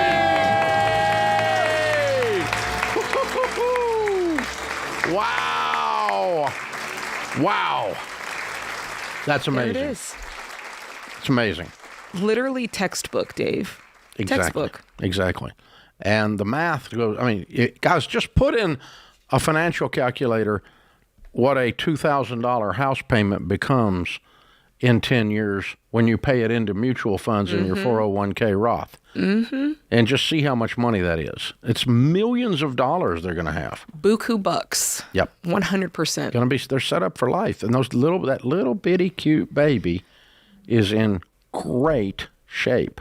I just need people to hear this and see this.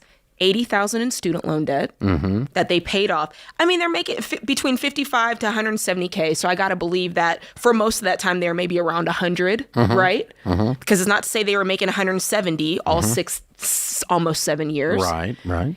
Paid off $80,000 in student loan, went on to pay off their home in the amount of time that we say between 7 to 10 years is usually what it takes. It's real. Is what I want people to, it's real. This is not just a few people get it or a few people, like every day we see these people doing what Ryan and Jenny did. They're inspiring. They're heroes. It's inspiring, man. They're heroes. They changed their whole life. They changed their whole family tree by paying a price to win. That's right. And, the thing is, you can just decide. They did. Yeah, you. I'm talking to you. Right along the interstate right now. You. You can just decide right now. You're no different. Yep. You. Yes, you. You decide. Right now. This is The Ramsey Show.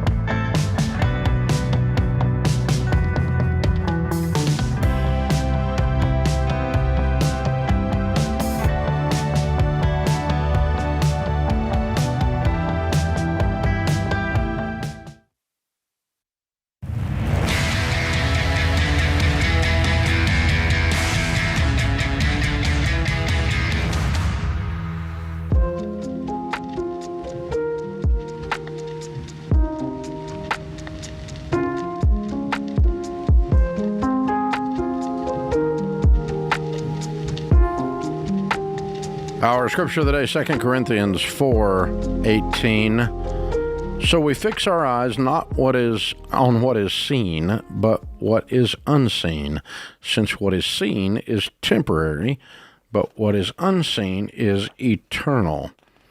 Nick Walinda said, I've trained my whole life not to be distracted by distractions. The great Walinda. You got to love it. Tori is with us. Tori is in Providence, Rhode Island. Hi, Tori. What's up? Hi. Thank you for taking my call. Sure. Dave, you mentioned middle-class stupid things earlier, and, well, my husband and I bought too much house. Okay. I'll give you a quick story. So you always say to only take out a 15-year fixed mortgage where the payment is no more than 25% of your take-home pay. Mm-hmm. We got foolish, and we bought a house for $425,000. Our total monthly payment is about 25% of our $10,000 take-home pay, but we're on a 30-year fixed. We used the mortgage payoff calculator on the Ramsey Solutions website, and it says if we put $1,000 extra each month, we could knock this out in 15 years. But then, of course, we're putting more than 35% of our take-home pay toward the house. So my question is, what would you do to tackle this if you woke up in my shoes? What is the curve prediction on your household income? I mean, like, what are your careers, and how fast do you see your incomes coming up? We're 39 years old. I feel like my husband is he's already kind of at the top of his field in library services, around 105K. I'm at 67K, and I don't know how to answer that question. I almost wish What do you do? Was on today. What do you do? I work in higher education administration, so just administrative work. Okay. All right. So the chances of you all raising your income in the next 3 or 4 years to make this a 25% is fairly low. I think so, but I mean, maybe I'm being pessimistic. Okay. What else do you own? Really, nothing. I mean, we are debt free.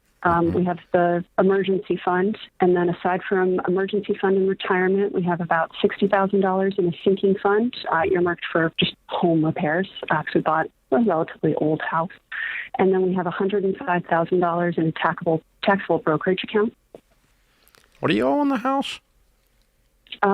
Let's see. We put 15% down, so we owe $360K. And you have $160,000. Correct. What's your interest rate on your mortgage? 5.5. Okay. I think if you pay your regular payment and put $160,000 of your liquid cash towards your mortgage, you'll be done in 15 years. Yep. Okay. I think you could run that math out.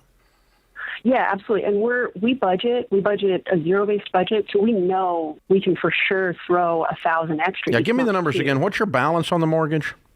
Yeah, $360 balance on the mortgage. $369, and you got you have $60 in a sinking fund, and what was the other the other taxable account?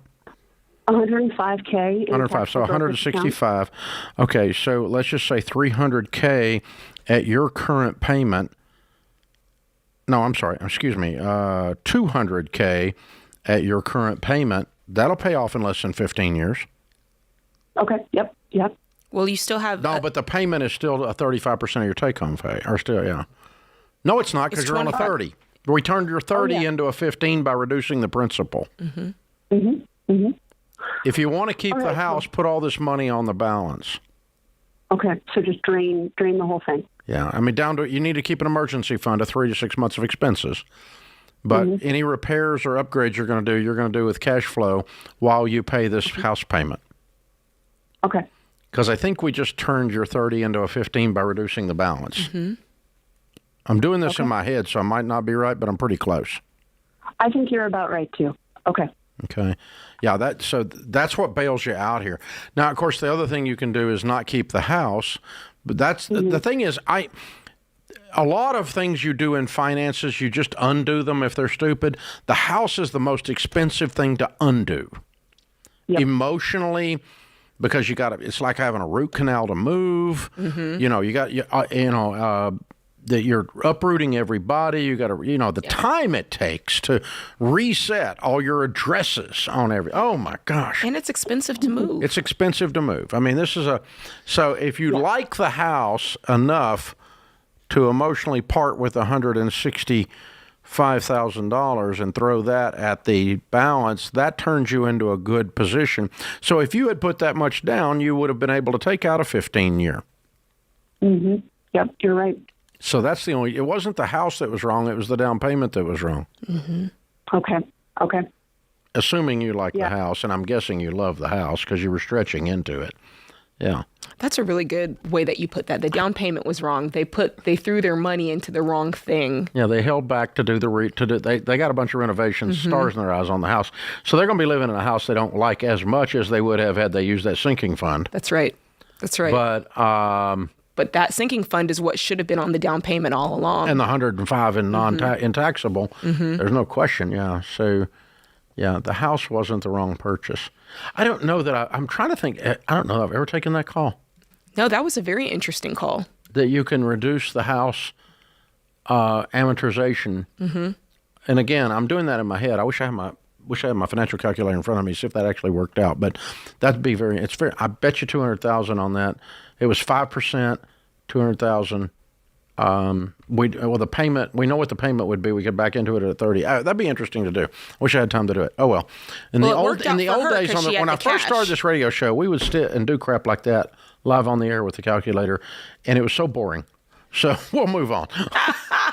Thank you, Dave. On behalf of all of us. Jennifer is in Albany, New York. Hey, Jennifer, what's up? Hi. I was calling to see, my husband and I just recently started your baby steps in July, and we've been able to pay off about $8,000 in debt. Way to go. It's been good. We're doing well, but I want to sell my car. What do you owe on it? I owe $30,000. What's your household income? And it's $160,000 to $170,000. What's the other car worth? I'm not sure what it's worth. Roughly. We're down to the last 8 payments. Roughly, what's it worth? Is it a $50,000 car or a $20,000 car? Oh, it's a Ford F-150, 2018. So maybe the book on it is somewhere between $15,000 and $20,000. Yeah. Okay. So you got $50,000 worth of cars, and you make $160,000. So the first thing is you don't want more than half your annual income in cars. You don't violate that one. The second thing is, can you pay off this car and all other consumer debt if you guys keep on this new excitement that you've got in less than 2 years? Yes. If you like the car, I would keep it. Okay. All right. Because it's not out of control. You want us to do and add it to the snowball? Yeah, I'd put it on the debt snowball, maybe the bottom of the debt snowball. If you don't want to keep it, it's okay to sell it. Mm-hmm. But our rule of thumb is if it's a boat anchor in the math and it's going to take you longer than 2 years, or the total of your cars is like 80% of your household income, and you got too much tied up in things going down in value, then you would need to sell it. But you don't violate either one of those math guidelines. So then it just comes down to a choice if the two of you want to sell it. Mm-hmm. There's nothing wrong with selling it, but is it necessary for you to succeed financially for you to sell this car? No. It just depends on how fast you want to go. Yeah. You want to go faster? Then which is she's got the new excitement. Yes. I'll tell you what, wait till Christmas. After Christmas, after the first of the year, y'all talk about it again. Let the newness wear off of the excitement of the attack zone, because it's gonna start to. Yeah, the gazelle gets tired when he's intense. He's running fast. That's it.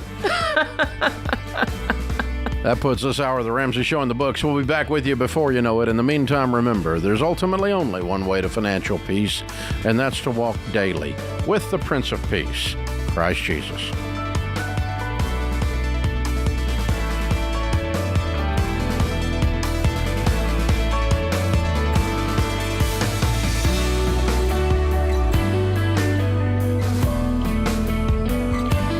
What's up, up, guys? It's Jade. Look, if you like what you heard in this episode and want to know more about getting started on the Ramsey baby steps, go to RamseySolutions.com and click the Get Started button. We'll help you figure out the best next step for you based on your specific situation. That's RamseySolutions.com and click Get Started.